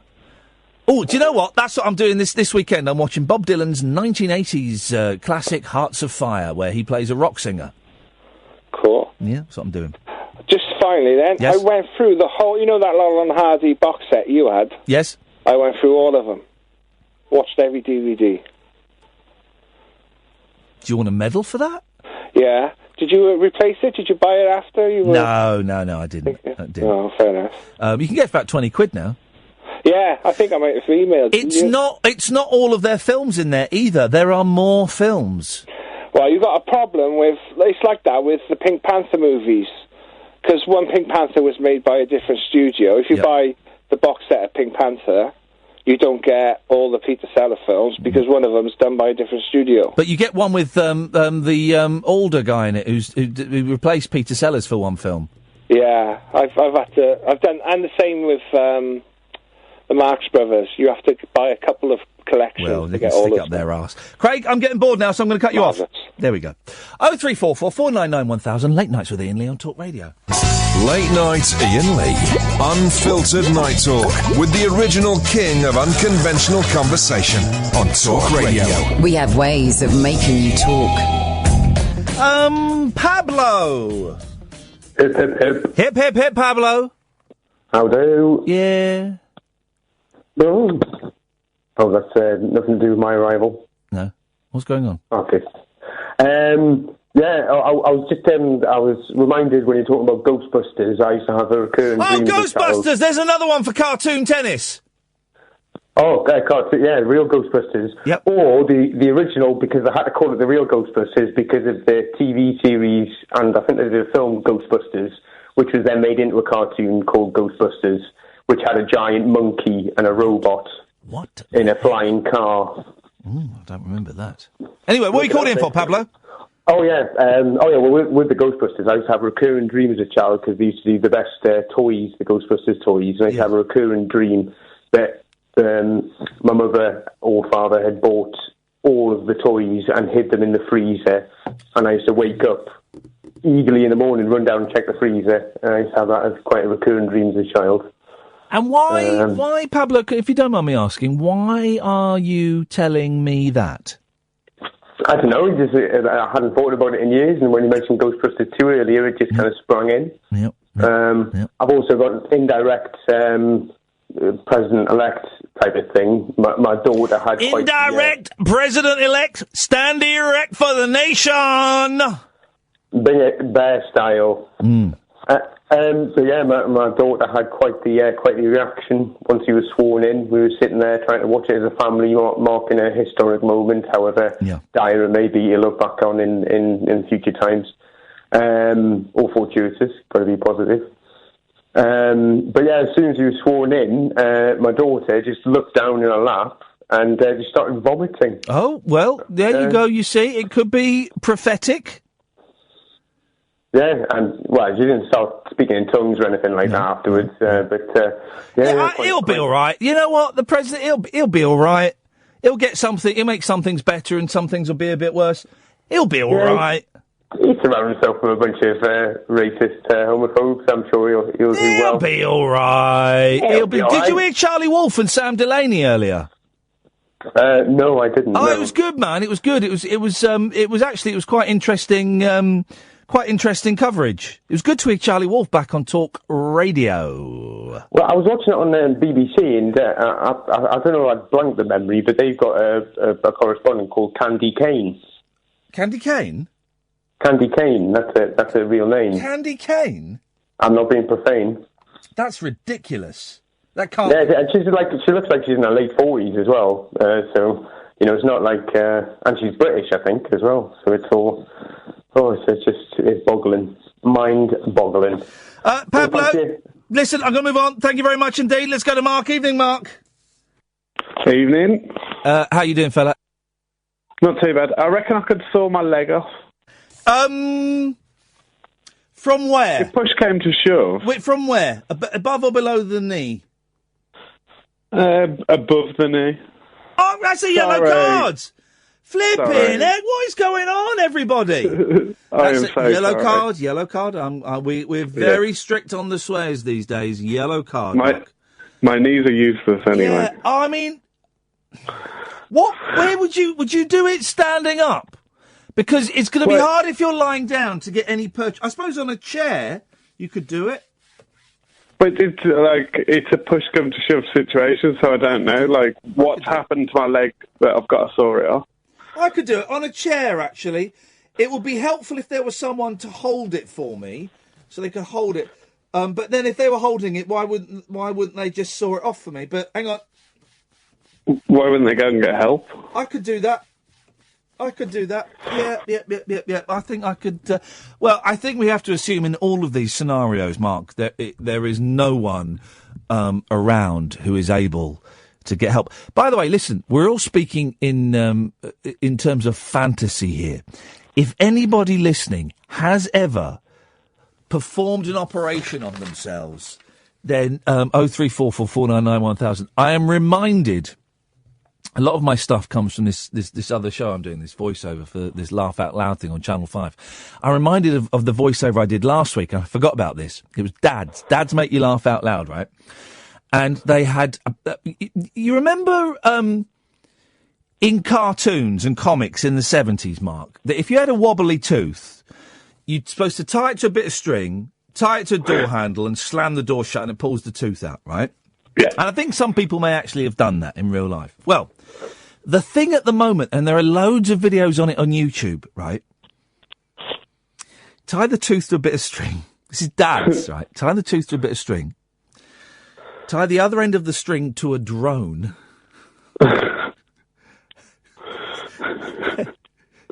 And just send the drone straight up in the air.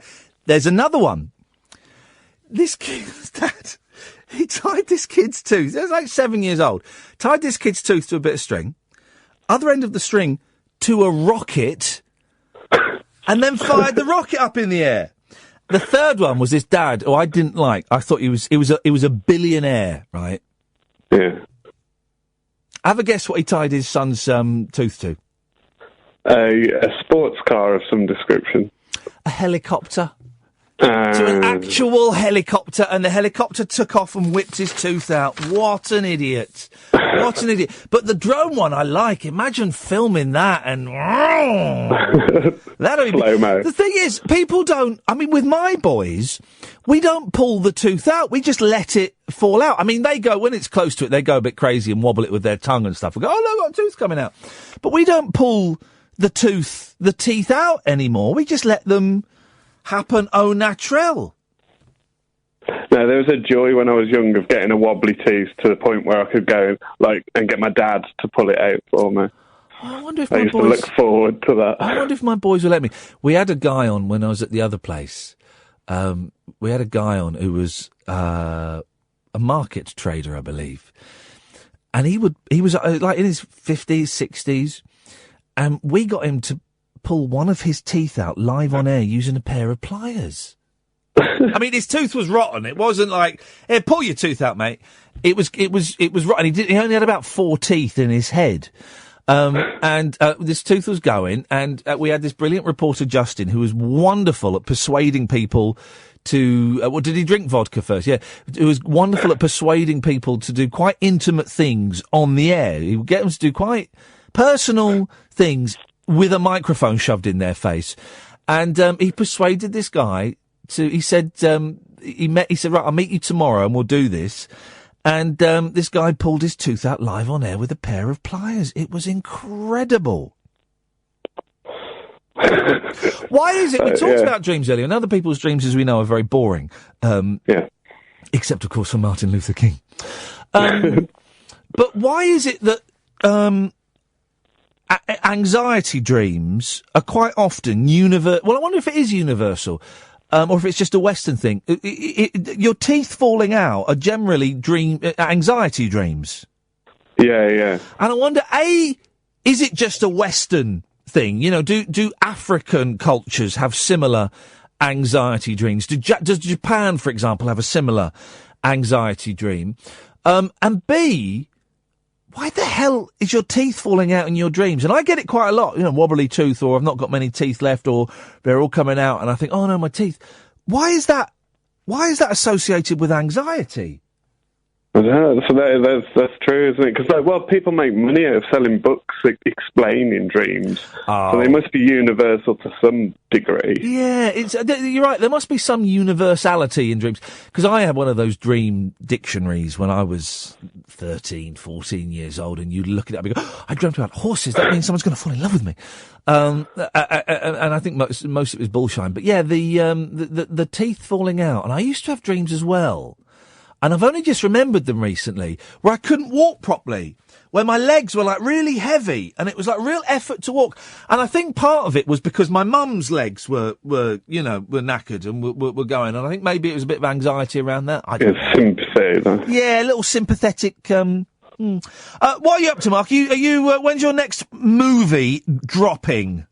I put one up on Sunday from Alcatraz. The prison island. Yeah, I know what it is. All right. I know what bloody Alcatraz is, for crying out loud. The other thing is, Mr. T has been made into a cartoon. Oh, yeah, we'll have that. Thank you, Mark. Excellent stuff. We are playing cartoon tennis. Lots on the show this evening, despite the fact I didn't have anything to say at the start of the show. Lots to talk about. Operations that you think you could perform on yourself. If you've done it, please let us know. Unusual ways of removing teeth. This is starting to sound like a traditional phone-in show. Extraordinary ways that you've removed teeth. And also people that have been turned into cartoons. 0344 499 1000. And of course, I don't have to say it, but I'm going to. Anything else you want. You can talk about anything. You know that, guys, yeah? Good. Okay. Emma. Hello. It seems we're only allowed one woman an hour to call in. I don't know why that is, Emma, but I'm glad you've called. What have you got for us? Well, if I've got time to say, I'm just really pleased that I found you again, because I used to listen to you on 3 Counties. Oh, thank you. And yeah, I'm just, very overjoyed. When did you find us again? About 2 weeks ago. I actually tried to call in then, but didn't manage to. Well, you know that the lady you just spoke to is Catherine Boyle? Is it really? Yeah, it is! My evening even better. It's Catherine from 3 Counties. I managed to free her from there. Oh, wow. Great. She's made my day. And we even get some of the old callers. Dennis calls in from time to time. Leslie calls in from time to time. So I'm glad you found us, Emma. Now, this is your first call. Let's make it a good one. What have you got for us? It is. Oh, well, I'm not sure it's that good. But I thought the thing about dreaming about losing teeth, which is always fascinating, and I've had lots of those dreams too, I thought it was actually more linked to money than just general anxiety. Oh, it's specific. What worrying about having enough money? Worrying about money, yes. I'd not heard that before, but I do worry about money quite a lot. Even though I'm all right for a bit, I do worry about money quite a lot. So maybe where did you hear that, Emma?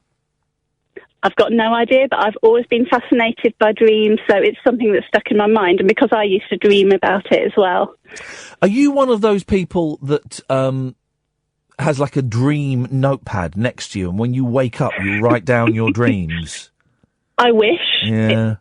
I am very organised, but not quite that organised. But some dreams over the years, they just really do stick in your mind. Especially, I had one about a pink mammoth trying to crush me around the school tennis courts when I was a teenager.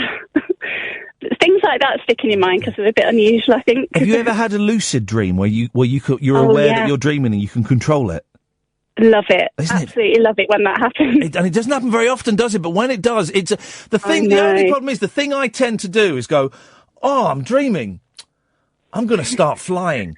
And that's all I do is I fly, and then I think I forget. Then I kind of go back into the dream and forget that I was conscious for a moment. But that's the best feeling in the world. Absolutely, yeah, I love it when that happens. Hey, nice one, Emma. Listen, I'm glad you found us. We're on Monday to Friday, 10 till 1, and there's a podcast every day, and you are welcome to chip in whenever you want. Wonderful. And a big hello to Catherine. If I'd known who you were, I would have said hello at the time. If you know who, you'd have been more polite to her. Emma, thank you very much indeed. You see, Catherine's excited. Ah, man alive. An hour to go. Look at the time. I was not really in the mood for doing a show this evening because it'd been a little bit of a crappy day. So I went for a meeting and which I was quite excited about, and it turned out the other people weren't that excited because one of them had forgotten about it. So I was a little bit disappointed, and that made me late for everything else, and there was a lot of rushing around, and it's just been one of those days, dear listener. But I'm thoroughly enjoying myself this evening. I'm having a great time. We have another hour to go. As I said, you can call in about anything. The things that we have talked about so far include operations that you think you could do yourself. If you've ever done an operation yourself, 0344 499 1000. People that have been turned into cartoons. Dreams about teeth. I think that's it. That's what we've spoken about so far. But you know the rules, guys. You can call in about anything. And I have lifted the ban on Trump because it seems churlish to ban talking about him when it's the biggest story of the day. So I have nothing to say on it. If you do, you can call in. But surprise, surprise, no one has called in to talk about him, and I suspect no one will. But you're welcome to. 0344 499 1000. We've got no calls, so now's a great time to call in. Late Night with Iain Lee on Talk Radio. Late Night, Iain Lee on Talk Radio. We have ways of making you talk. Yesterday was kind of like the 4th of July. The way your face lit up the entire sky. Had to look away because it hurt my eyes. The way you hit me was a big surprise.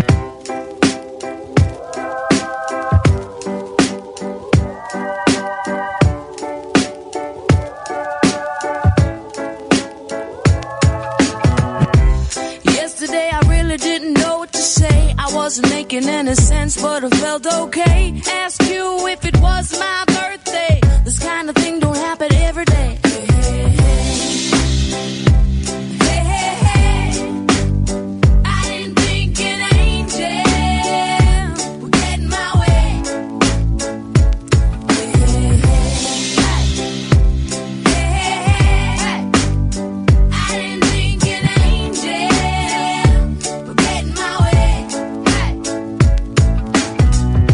Yesterday I felt just like a child, a little curious, a little wild, live in the moment and you'll never go out of style. You know it's really been a while.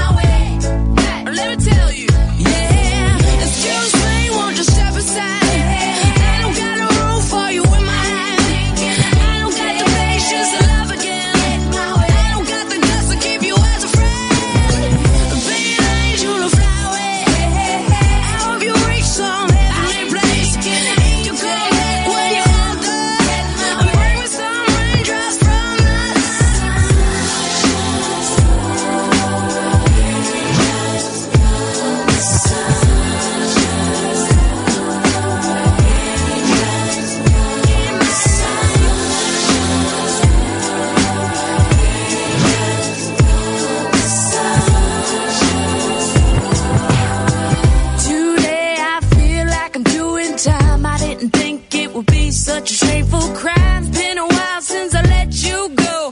Time don't let regrets go.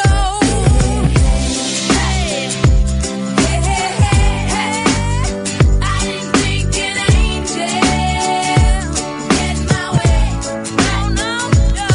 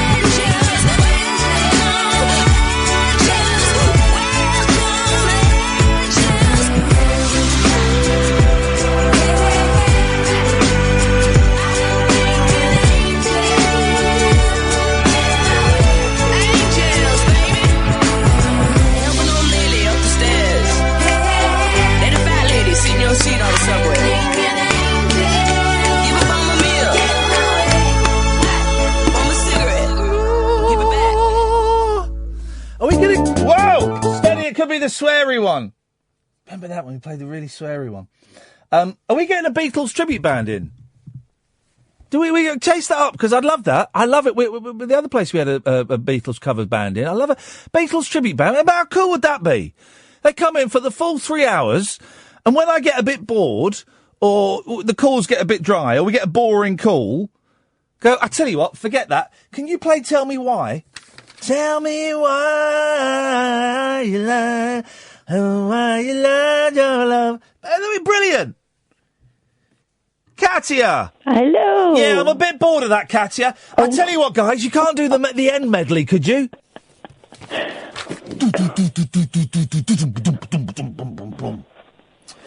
Katia! Ian. I'm going to stop you there, Katia. Guys, can you do You Got to Hide Your Love? Yes! Hey, you've got to hide your love away. Oh, goodness. Hey, you've got to hide your... All right, here we go. This is what we'll play, Katia. And, okay, this is the new game. Songs with shout-out bits in them. Shout-out. All right. For example, hey, you've got to hide your love away. Hey, you've got to hide your love away. Your turn, Katia. Boyley, come in. This is going to be a good game. This is good. Because Katia will name some crappy heavy metal. I can't do that. That's not what I wanted to say. Because we're going to do the songs, and then we're not going to talk about my topic. Well, no, don't worry. We'll talk about your... We'll talk about that so much. No, I know. I need your advice before. Yeah, you'll get it. Hang on a second. No. Catherine. Yeah. Shout out songs with shout out bits in it. I go first. Katia, be quiet. I go first. Hey! You've got to hide your love away. Hey, teacher, leave those kids alone. Katia, your turn. I can't think of anything with A. I've got one. I've got a great one. I've got a better one. I've got a great one. Ready? I'm going to do the line, and you've got to tell me what the song is. Leonard Bernstein! What? Oh. Huh? That's a good one, isn't it? Leonard Bernstein! I don't know. It's the end of the world as we know it. There's a whole load of shouting in there. But there's a bit where everything drops out, and they go, Leonard Bernstein! I've got one. Go on, Kath. Colours of the World! You know this one. Spice Girls? Yeah. Yeah. What's the response? I don't know. Oh, come on. I don't know it. I don't know. Katia? Colours of the World! Spice up your life! There you go. Okay. Katia, anytime you want to come in and sit at the table and play, you're more than welcome to. I do. Hang on a minute. Songs with... Oh, well, I mean, okay. But I've got a good one. I've got a good one. Rock and roll. Hey! Rock and roll. The leader. Hang on, it's just gone. This is a great game, guys. Hey, you get off of my cloud. All right, okay. Oh, hang on a minute. All right.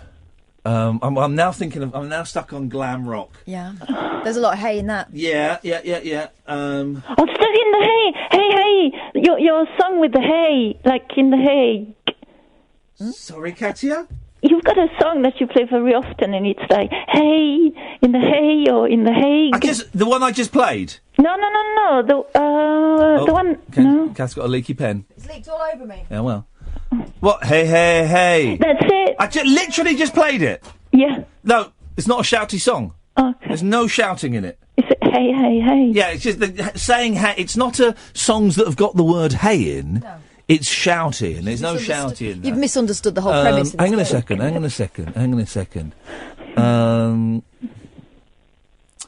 Oh, it's a toughie, isn't it? But there must be loads of them. It's a good game. I tell you what, let me bring... hang on. Let me bring Keith in. Keith! I'm just a poor boy, nobody loves me. He's just a poor boy from a poor family. Him is life from this monstrosity. He's gone and he put the phone down. That's the perfect call. But that is the perfect call. if I might quibble, it's loud singing. That's not No, shouting. it's shouting. It's shouting. I'm having that. That was well played, Keith. That was the call of the year so far. Hang on. Is that a song? I've got a really good one. Hang on. Shh. Ooh. Go on then, what have you got? Hey, Mickey, you're so fine, you blow my mind. Hey, Mickey! Where's the shouty bit? Hey, Mickey! Hey, Mickey, yeah. No. Yeah. Let's find If you're going to allow loud singing from Bohemian Rhapsody, hey, Mickey, could it be more of an exclamation? Tony Basil is supposed to be coming on the show at some point. Well, you can ask her if, hey, Mickey! I'm not going to ask her that. Okay, let's have a listen. All right.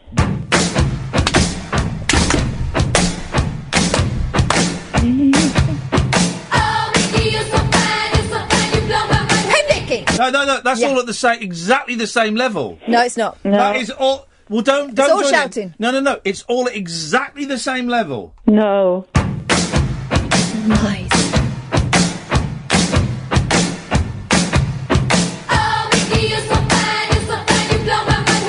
Same level. Same level.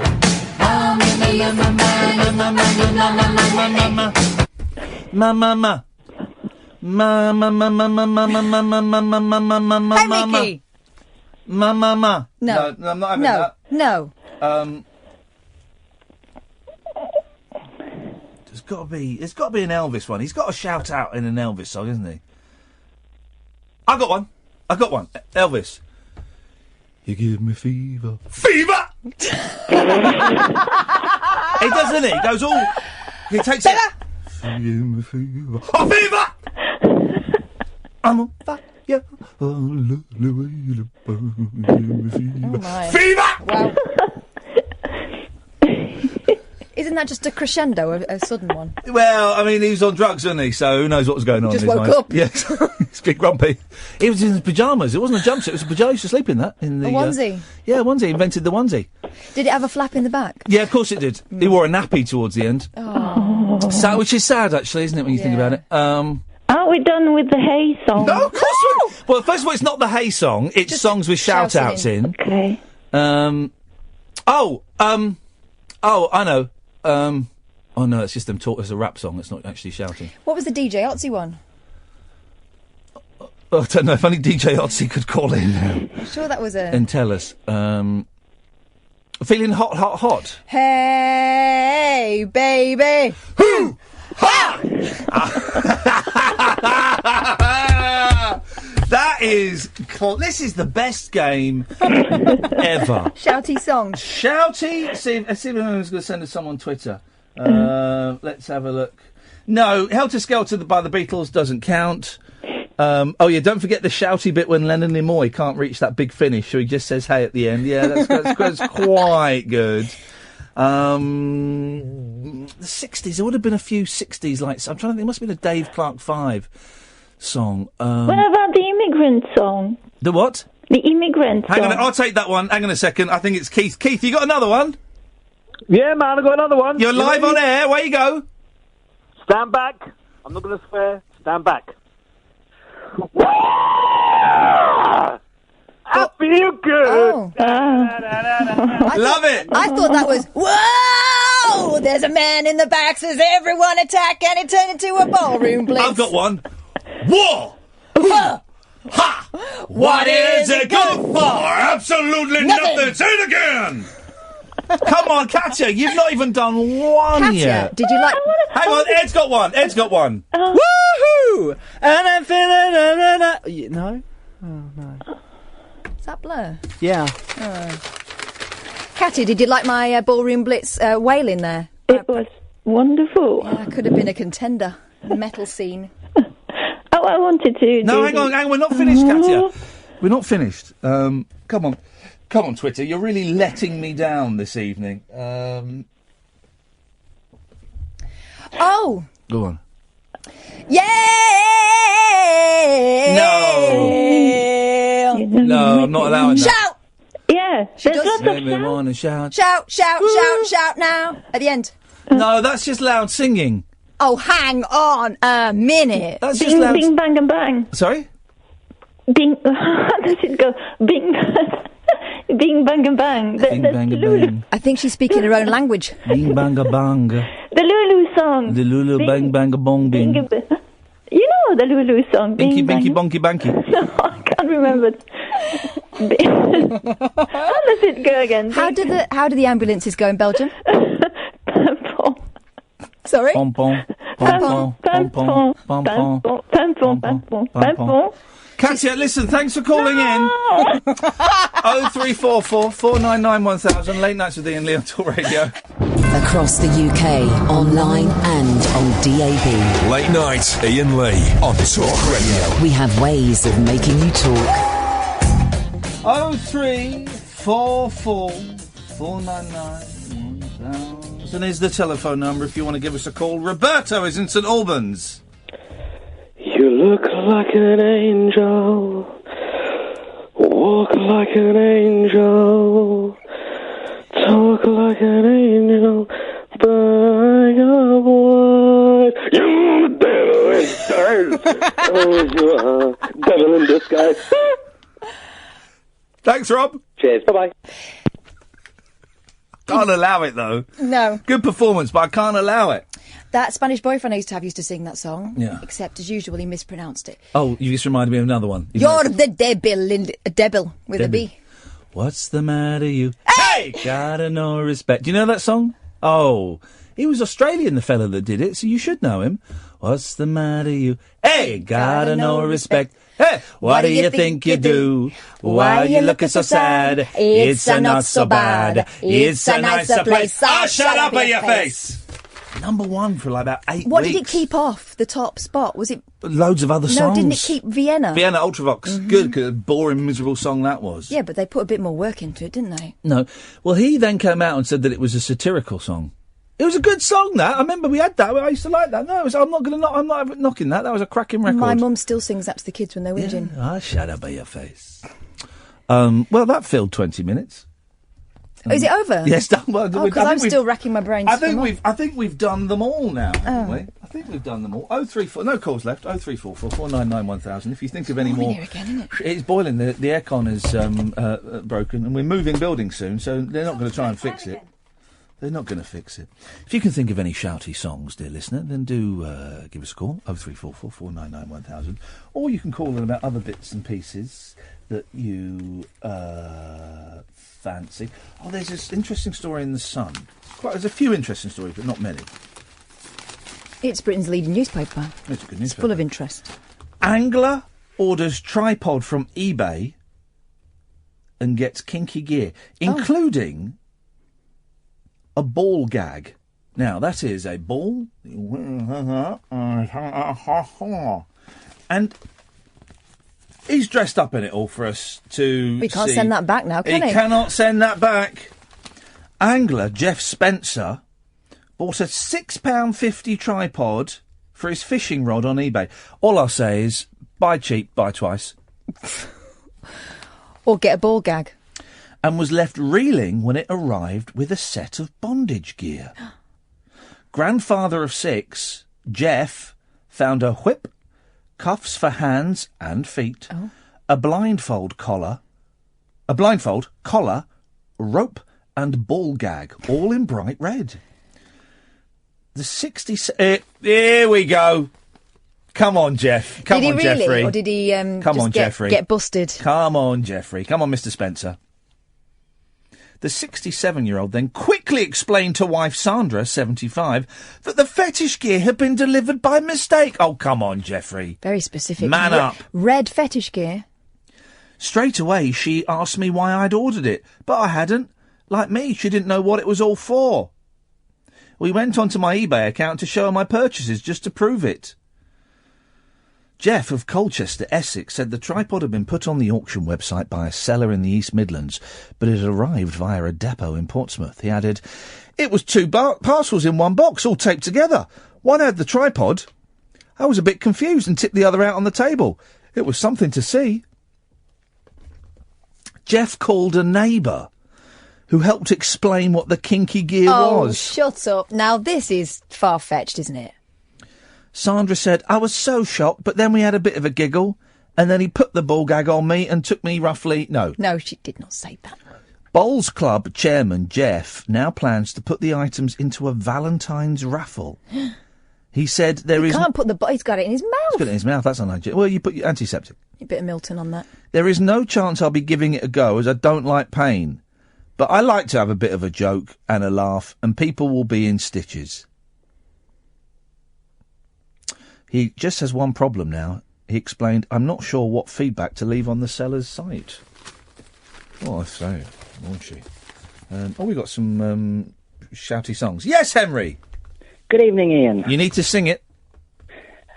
You say that you love me, all of the time, all of the time. You say that you need me, you will be mine, always be mine. I'm feeling glad all over. Yes, I'm glad all over. I knew there'd be a Dave Clark 5-1. I knew there would be, because they're yobs. You know, no one liked Dave Clark. Everyone hated Dave Clark. Graham Nash even goes on to talk about his autobiography. They all hated Dave Clark, Henry. Very arrogant man. Yeah. Thanks for calling. Thank you very much, Iain. Bye-bye. No, thank you. I thought that was sung in a very sweet way. It's beautiful, wasn't it? George, you've got to sing it. And if you're going to sing it, you better bring it. George? No idea where this is going. Back the trunk and drum the jungle. This is shouting. With a drummity trump.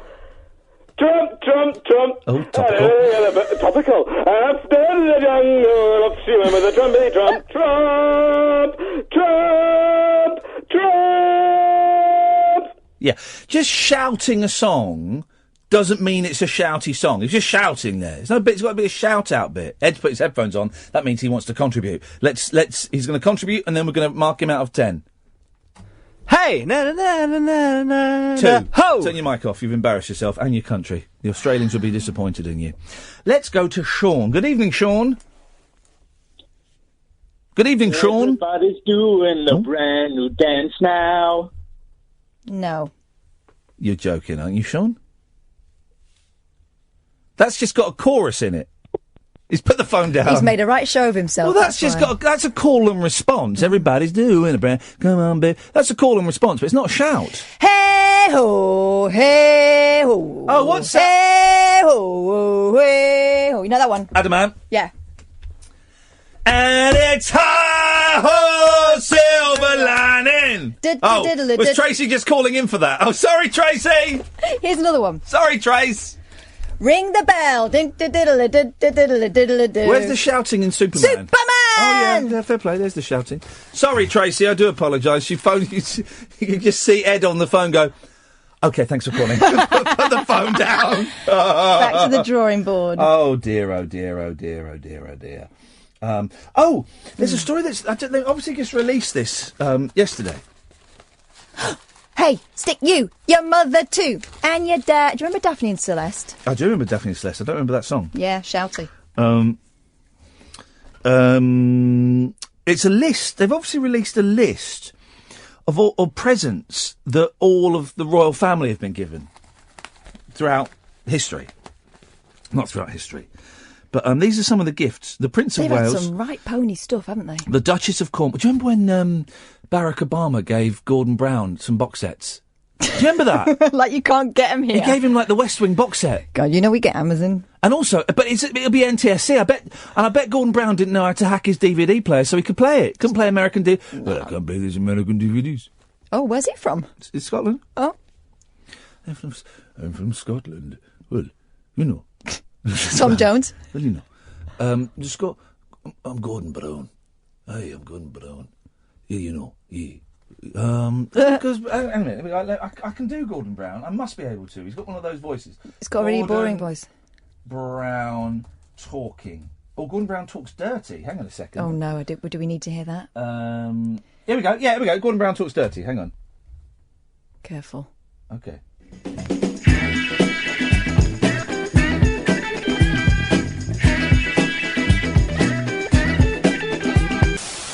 Now, as promised, I'm joined here in Brighton by the Prime Minister. Good morning, Prime Minister. Good morning. Let's start, if we may, with the economy. Can you talk us through when and why you made your great U-turn on tax cuts and spending? We brought in a fiscal... Can I just stop you on that, if I may, because you talk... That's going to be edited, so it's going to be swearing. Okay. We brought in a fiscal... That's good, I can work with that, I can work with that bit, hang on. Promised, I'm joined here in Brighton by the Prime Minister. Good morning, Prime Minister. Morning. Let's start, if we may, with the economy. Can you talk us through when and why you made your great U-turn on tax cuts and spending? We brought in a fiscal... I can't do it, it's Indian... no. I'm going to work on Gordon Brown over the weekend. Well, why? He's not topical. But he was when he went to America to meet Barack Obama, and didn't Barack Obama meet him in the kitchen or something? It wasn't like an... He thought he was bigging it up like it was an official meeting. I tell you what, let's have a break and I'll find the story. Late night, Iain Lee on Talk Radio. We have ways of making you talk. Well, the internet's gone to cock for some reason, so I can't do that. Never mind, we'll get that in a bit. Peter, you've got to sing it. Shout, shout, let it all out. These are the things I can do without. Come on, I'm talking to you. Come on. Thanks for calling, Peter. There we go. Julie, you've got to sing it. And if, hey, you get off of my cloud. Julie. Yes. Julie, you tell her, Kath. Did they dislocate your ears as well? Oh, did you do that already? Thanks for calling, Julie. Let's go to... I love the fact we haven't got that many calls, but we're just rattling through them. Carl. Hello. Hello, Carl. How are you doing? I'm doing all right, Carl. Have you got a song for us, or you called in for a No. jiggy chat? I was asking about. Do you remember the Eels? He played that song that time. The Eels. Yeah, I like the Eels. Yeah. The song that he said about your father and that. Oh yeah. Songs, the things that grandchildren should know. He wrote a book, didn't he? Yes, he did, and it's sat in the back of my car. Have you read it? No, it's in the back of my car. I know exactly where it is because I see it every time I open my car. If he'd read it, and I was asking his opinion on it, sort of thing. Have you read it? No, I read it. I was going to buy it, and then I was asking you. I've been told it is an excellent book. I've read it. It's fantastic. Yeah. You've read it? And I haven't read it. No, I was going to buy it, and then I was asking your opinion if you'd read it. No, I've been told it's excellent. Right. And I think you can buy it for a few pence on Amazon, and it's. I believe so. Yeah. In the back seat of my car, and I see it every time I put my children's booster seats in there. Right, but it's been a while back since I've seen some of I've listened to some of their songs and that, and they're brilliant. But that book, it's tempting me. Read it, Carl. Don't be tempted no more. Read it. That's all I wanted to ask you. That was all. Thank you very much, Carl. Here we go. Gordon Brown. So this is from the Telegraph in 2009. Gordon Brown's aides insist there was no snub as the two men, Brown and Barack Obama, had a 15-minute informal walk and talk. Didn't even give him a chair. As they took a shortcut out of a dinner through a kitchen in the building. I told you it was in a kitchen. That's a burn, isn't it? But the claim raised the question of how the pair managed to spend so long in a room UN staff said was no more than 50 yards long. Even allowing for a sneaky pause at the pastry chef station, a circuit should take no more than a minute. It meant the pair had time for at least 15 laps. Downing Street spokesman said it was usual at such large international meetings for leaders to get together in corridors, kitchens and other spots away from the auditorium. Come on, guys. And he got handed some... I'm sure it doesn't say it in there, so maybe it's not true, but the story I heard was that you take gifts when you meet. Yeah. And he took him something special, and he got the West Wing box set. So he gave him like a Wedgwood bowl or something. Yeah. And, oh, gosh. Julie, sing it. It better be good. For 25 years, I've been living next door to Alice. Oh, no. Alice! Thank you very much. Don't encourage them. No. He gave him like a Wedgwood bowl or something. Oh, there's me. Can you guess who this is? Julie, Dennis. sing it. It better be good. Yeah. Dennis. For 25 years, I've been living next door to Alice. Oh, no. Alice? Who the... is Alice? Ed's getting arsey on the thing, going, that shouty bit isn't actually in the song. Yes, it is. Yeah, it is. Yes, it is. Not in the original, but it's in the Roy Chubby Brown remake, so it's in the song. Alice? Dennis! Is Alice? Dennis? Who the is Dennis? No. Bye, Dennis. No. He could have been lying there in a pool of his own vomit. Well. Let's hope not. Well, I'll be a tenner up. You're a cold man. Yeah, I don't know what you're going to say then. I really did. 0344 499 1000. You've got to be honest, guys. Right? Be honest. Be honest with yourself. Be honest with me. Right? This is the best late night radio show in the world, isn't it? Isn't it? Be honest, guys. Be honest. Be honest with me. Only if the answer is yes. Yeah. Well, no. Come on. Or probably. I know there are a few people umming and ahhing whether to listen to me or Nick Abbott on the other. Come on, guys. Come on. You wouldn't have had Nick Abbott having to use the dump button 3 times in the space of 4 minutes, huh? So, the Prince of Wales, the Duchess of Cornwall and the Duke of Edinburgh accepted expensive watches from one of the Arab world's bloodiest regimes. Oh, OK, that's a slightly different story. From avocados to corned beef, the royals' present haul. Yeah, but that would have been during the war, wouldn't it, the corned beef? Well, let's find out. It doesn't say when. OK. Prince Charles has received from King Hamad bin Isa Al Khalifa of Bahrain. Chess set. Well, because it's a Arabic stroke Persian invention, isn't it? Chess. You know, my eldest can play chess now, and he's good. My dad tried to teach me to play chess, but I could never do it. You got to sing it, Keith. You wanna be in my gang, my gang, my gang. You wanna be in my gang. Oh, yeah! You don't. Well, not anymore. I mean, all of Gary Glitter's songs were... had a shout. Call and response. Yeah. In the corner of the dance last night. You're really rocking it. Now I'm gonna spend my life rocking and rolling if you be my wife. Didn't know I loved you till I saw you rock and roll. Hey! Didn't know I loved you till I saw you rock and roll. Hey! Didn't know I loved you till I saw you rock and roll. Boom, boom, boom, boom, boom, boom, boom, boom, boom. And so on. Again, this is what you're going to be like in the old people's home, isn't it? I Love You, Love Me, Love doesn't have it. Oh, yes, it does. They didn't like my hair. Hey! The clothes I love to wear. Hey! They didn't realise that I was strong enough for 2. I love you, love. You love me too, love. I love you, love me, love. OK. I'll wheel you back into the dormitories now. They didn't like my hair. Hey! The clothes I love to wear. Hey! 'Cause you look like a massive nonce. Let's go to... Gary, you've got to sing it. Can I tell you who sing it first? You tell me... I'll tell you the group, you tell me if you know the song. OK. The Crazy World of Arthur Brown. Oh, yeah? Come on. Well, where's the shouty bit in it? Fire! Da-da-da, da-da-da-da. Where's the shouty bit in it? Fire! Do you know what? Isn't it the I am the god of hellfire and I bring you? But so there is a shouty bit in it, but it's not... You just shouting fire doesn't make it the shouty bit. Well, he shouted it in the song. No, he doesn't shout it in the song. He sings that bit. Fire! But, Catherine, do the shouty bit. I am the god of hellfire, and I bring you! And then he sings. Fire, do. So go on, you got it again. No, he's gone. Oh. I love it. This station gets hardly any phone calls, and we're giving them like 30 seconds each and then just knocking them off. Well, you know. He also got a book, a watch, and a portfolio of prints. Prints? From the Sultan of Oman... 12 baskets of pomegranates. Oh, that's very poetic, isn't it? From Croatia, Serbia, Montenegro and Kosovo, a woggle.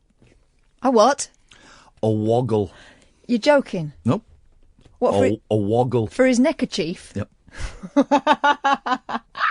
A Wow, woggle. I would have loved to have seen his face. Prince George, here we go. Prince George in Canada. Oh, he gets loads. A vest, a drum, a woven reed hat, raincoat. A vest, a drum, a kick up the boring bum. Boring stuff, yeah. A vest. Hang on a minute. The Duke of Edinburgh, he got from the Bank of England, guess what? Money. A fiver. The new fiver. Make me sick. That's like what my auntie sends me. Prince Andrew, from postal delivery, so you got sent it, an eye doctor hot eye compressor. What's that? An eye doctor hot eye compressor. Can you? I tell you what, we're going to go to a break. Can you Google a eye doctor hot eye compressor? And when we come back, we'll find out exactly what it is. Uncut after-hours conversation for the up-all-night generation. Late night Iain Lee on Talk Radio. We have ways of making you talk. Everybody on the Talk Radio listeners page, what about this game aren't you understanding?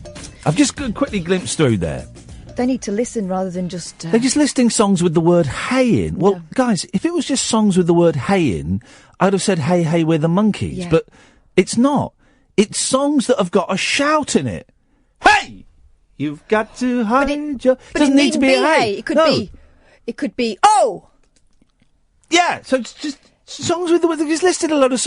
They've literally just wasted the last 40 minutes of their lives on a forum typing songs that have got the word hey in. I see the next caller's called Will, which reminds me, Will Storr has been in touch. Oh, has he? Good.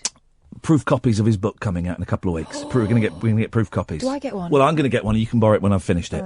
And I'm going to meet him for lunch. And he sent me a link. And I've not read it because it looked... I clicked on it, and then it looked quite in-depth, right? He said, hey, Ian, thought you might enjoy this. And he sent me a link, right? This guy's run some experiments. I'm going to read this over the weekend, and this might be a show next week. This guy has run some experiments which suggest that almost all of reality is hidden from us and that the world we experience is almost a complete fabrication of the brain. Fun!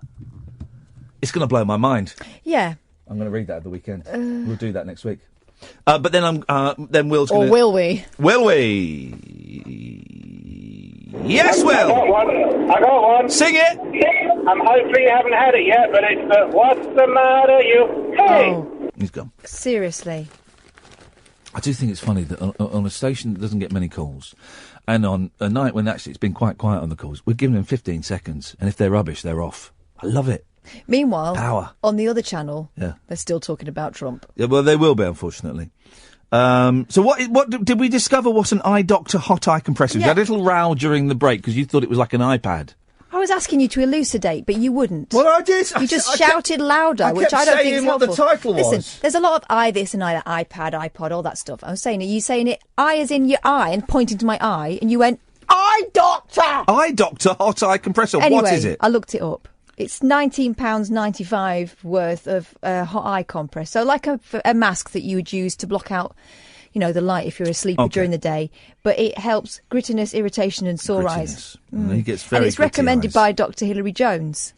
Well, they both share common interests. Now, you said the corned beef was in the war. Incorrect. Prince Andrew received this from the Botswana Meat Commission, 6 tins of Echo corned meat. Echo or Eco? Echo. ECCO. Oh. And a cardboard crown from some students at a primary school in Malaysia. Here's the thing, right? Yeah. I quite like corned beef. I've never had it. I quite like corned beef and I quite like Spam. And I quite like those Fray Bentos pies that have got soggy pastry. Just saying. Okay, 90th birthday gifts given to the Queen, who apparently died 5 years ago, according to Stephen. And Philip's cool with the stand-in. I don't really mind any holes of gold. Oh, no. Well, she got a horse from Canada. She's already got a few. 4 small maroon padded dog jackets. Oh, from the Royal Borough of Windsor and Maidenhead. I contributed to That's a splendid idea. Gosh. And here's a word that I've never said before. Go on. Let me take a run up. An enema?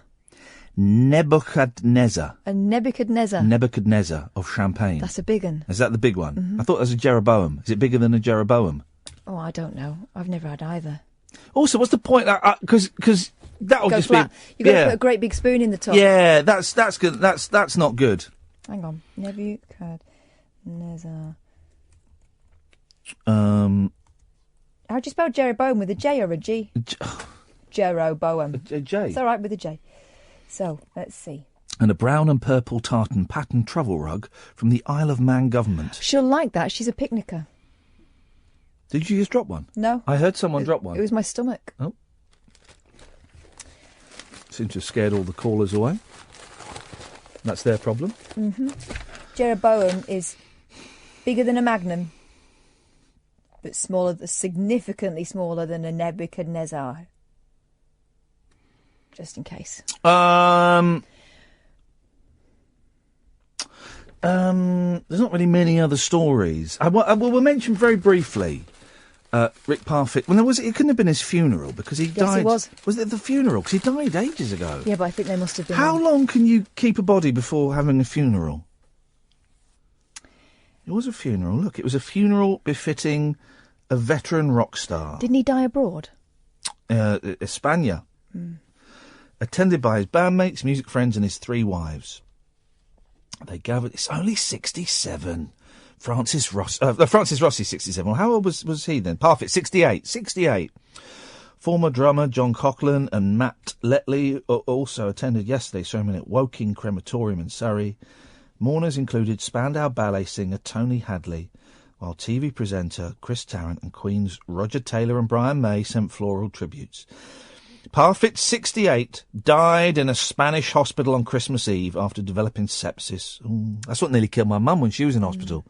She got sepsis. Blood poisoning, isn't it? Through complications from a shoulder injury. Third wife, Lindsay, 56, was by his side even though he'd ended their relationship. See, we were wondering, weren't we, in hindsight, whether he'd been ill and I don't think he Francis had. Rossi No, I don't think he knew, because he was very final about Well, them not if you getting back listen to the together. interview, he kind of said it, and I didn't pick up on it, but he basically said that they were never going to get back together again. Yeah, but he seemed really cool with it, didn't he? And we wondered Yeah. whether there'd been a fight. And then when this happened, we thought, I wonder if he knew he was ill. But obviously not. This was a sudden thing. Oh, dear. Oh, I didn't know this. This is sad. Parfitt's first wife, Marietta, and second wife, Patty, 65, also joined mourners. Marietta married Parfitt in 1973. They had 2 children, Rick Jr., who read the eulogy yesterday, and Heidi, who drowned aged 2. Oh, isn't that sad? Oh, gosh. Oh, gosh, that's really sad. I feel really sad. Rick Parfitt hit me more than George Michael did. And it's...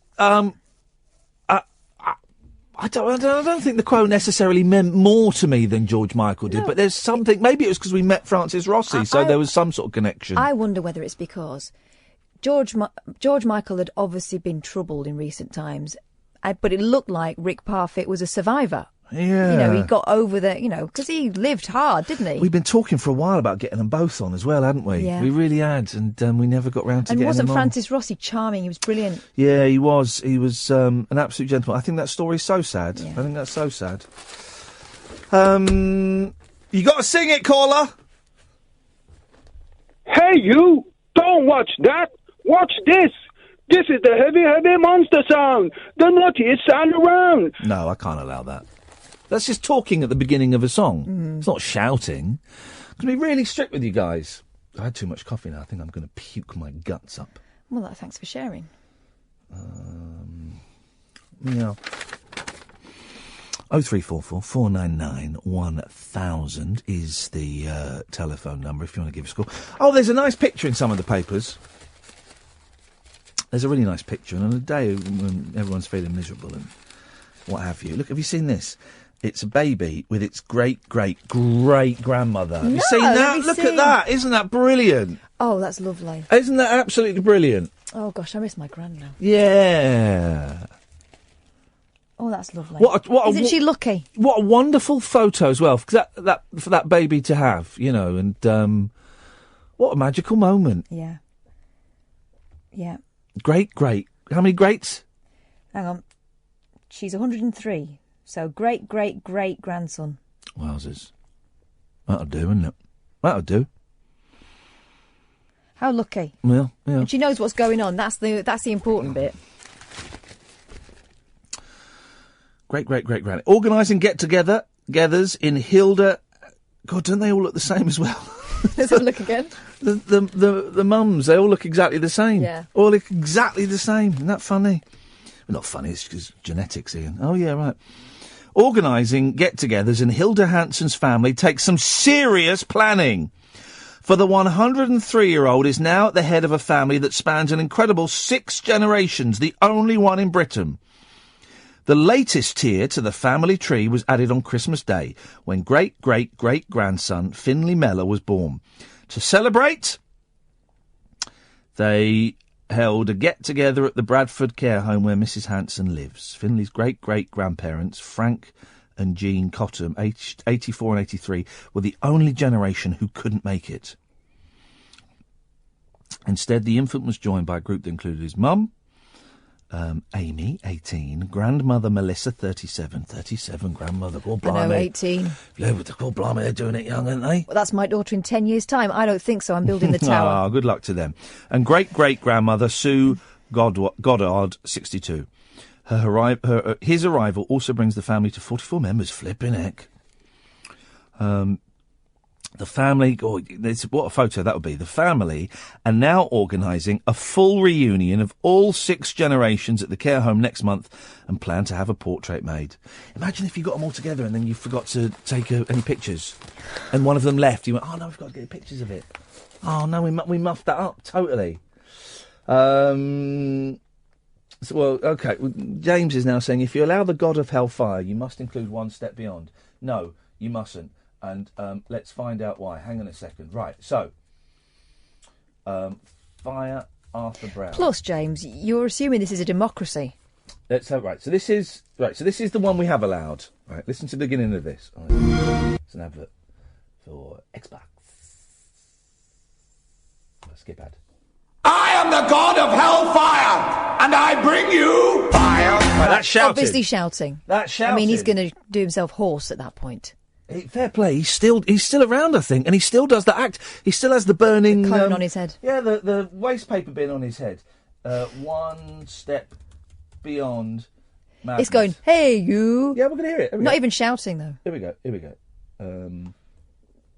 Hey you! Don't watch that. Watch this. This is the heavy, heavy monster sound. The nuts. No, very soft. And you compare that to. I am the god of hellfire, and I bring you fire. No. Seems pretty clear cut to me, fella. Seems pretty clear cut to me. Okay. Let me take that. Yeah, you got to sing it, caller. Here we go. There's an intro.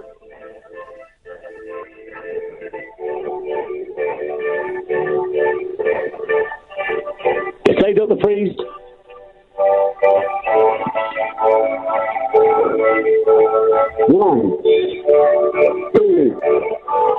One, two, three. Oh, no, come on.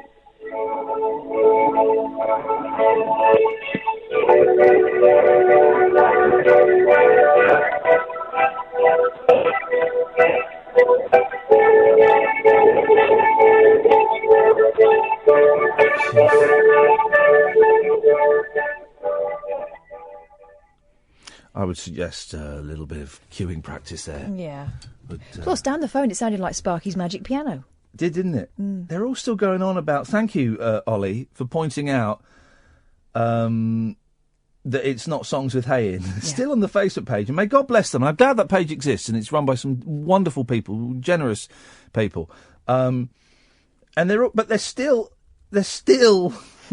just doing songs with the word hay in, and hay is not a shout out. Hey, hey, we're the monkey. It's not a shout. It's not a shout. It's only hey, hey, hey, not shouting. So it doesn't work. Thank you, Ollie, for being the lone voice in the wilderness there. who's let's try this one. Probably the last call of the evening. What you got for us? No, a bottler. Okay, well that a very quiet song. Very quiet song. Well, that's it, dear listener. We've had it was a surprisingly good show tonight. I thought we'd kind of bumble along and it would be all right, but actually, I think that was one of the better ones. I'd give that a 7 out of 10. Gosh. Yeah. What are you doing this weekend? My daughter is starring in a pantomime. Oh. So I'm dressing her up as a frog. Of course. Yeah. The traditional frog. My boy's 5th birthday today, Saturday. So we're going to go to the pictures tomorrow and watch that sing and go swimming. Also swimming, so go swimming. And we've got a party on Sunday. It's a busy weekend. Thank you, dear listener. Don't forget podcasts and the like. Back on Monday at 10 o'clock. Until then, from us, thank you very much for listening and ta-ta. Talk Radio. Dial up some dialogue. Talk Radio. We'll get you talking.